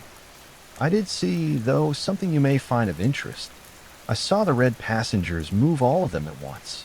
It scared the absolute hell out of me when they all shot up, rising to a stand with no prior warning at all. I nearly jumped out of my skin. I remember how I gripped the rail of my seat, my knuckles white, watching in disbelief as they turned as one and marched robotically down the aisle, veins bulging as they stood to wait by the doors. How they waited so patiently for the train to come to a stop. Plexus. The voice over the intercom cracked, "Simply now arriving."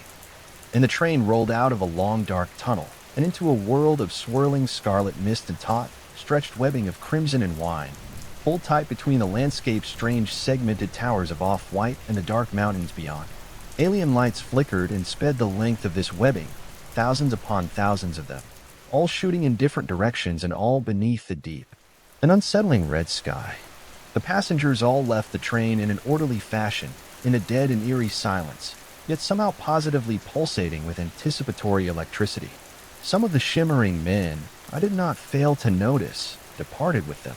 The train remained at this particular stop for longer than the others, much longer, granting enough time for the passengers' replacements to board in their stead, silent, red-eyed, and blank-faced, settling programmatically into their seats before the doors drew to a welcome close and the train continued on along its way. I thought about that day for a long, long time. I was never able to make much sense of it, however. I had grown to believe over the course of my journey that my ticket's 1 year and 1 month payment is related to the time it would take to get home. But this theory dissipated when my station was announced one night over the intercom, just under a week before the beginning of the 11th month. I sat up straight at once, adrenaline surging. Did I hear correctly? Yes. Yes, I did. I'm sure of it. I definitely did. Now approaching St. Josephstan, England. That's England, St. Josephstan, the intercom says, before crackling into silence. I rise to my feet, giddy, my legs trembling. I've been sleeping, but I'm wide awake now, and I stare out the window. I see the hills, God, I see the moors, the fields, the wild grass fields. I recognize this route. It's mine. It's my route. I could jump for joy. I could explode, but I don't. I hold steady. I remain quiet, and I go to stand by the door, shaking with anticipation.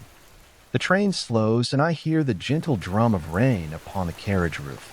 The train chunters to a complete stop, and with a trembling finger, I press the button for the door to the outside, then of the line, and I step out onto the platform, hit at once by cool country night air, and I look up into the rain.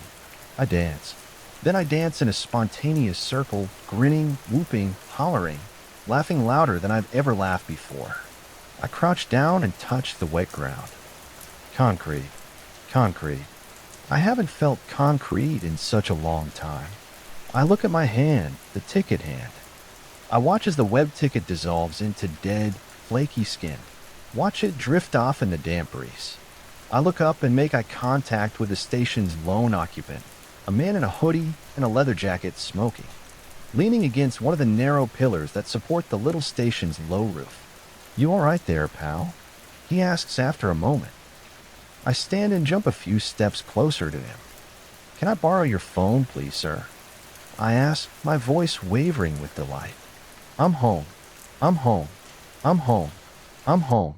This miserable little shithole never looks so beautiful.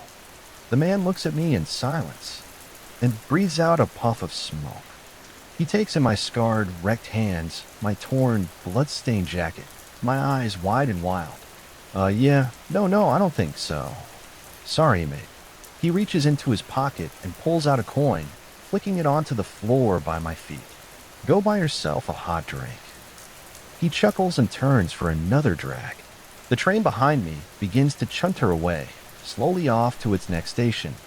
Still grinning, I march right up to the man, closing the distance between us in a quick second, and grab him by the collar, slamming him hard up against a little pillar as his cigarette tumbles to the wet ground. I lean in close. "It wasn't really a request made," I mutter through clenched teeth. The man, speechless and panicked, reaches into his jacket pocket and hands me his phone with trembling fingers, and I take it, releasing him and moving a few steps back. "I'm not a thief," I assure him. "I'll return it. Just give me a second." He nods. I walk a little farther and punch in my daughter's number, calling it. I press the phone up against my ear. It rings. "Dad?" she says. She sounds tired. "Why? Why are you calling me so late? Is everything okay? Are you still at work?" "Yes," I begin. "Oh God, because I love you." "Everything's fine," I beam, and I wonder if she can feel the radiance of my smile through the phone. And no, as it happens, I'm not still at work. I unbuckle the radio from my belt, and I fling it down onto the tracks where it breaks. I actually just quit.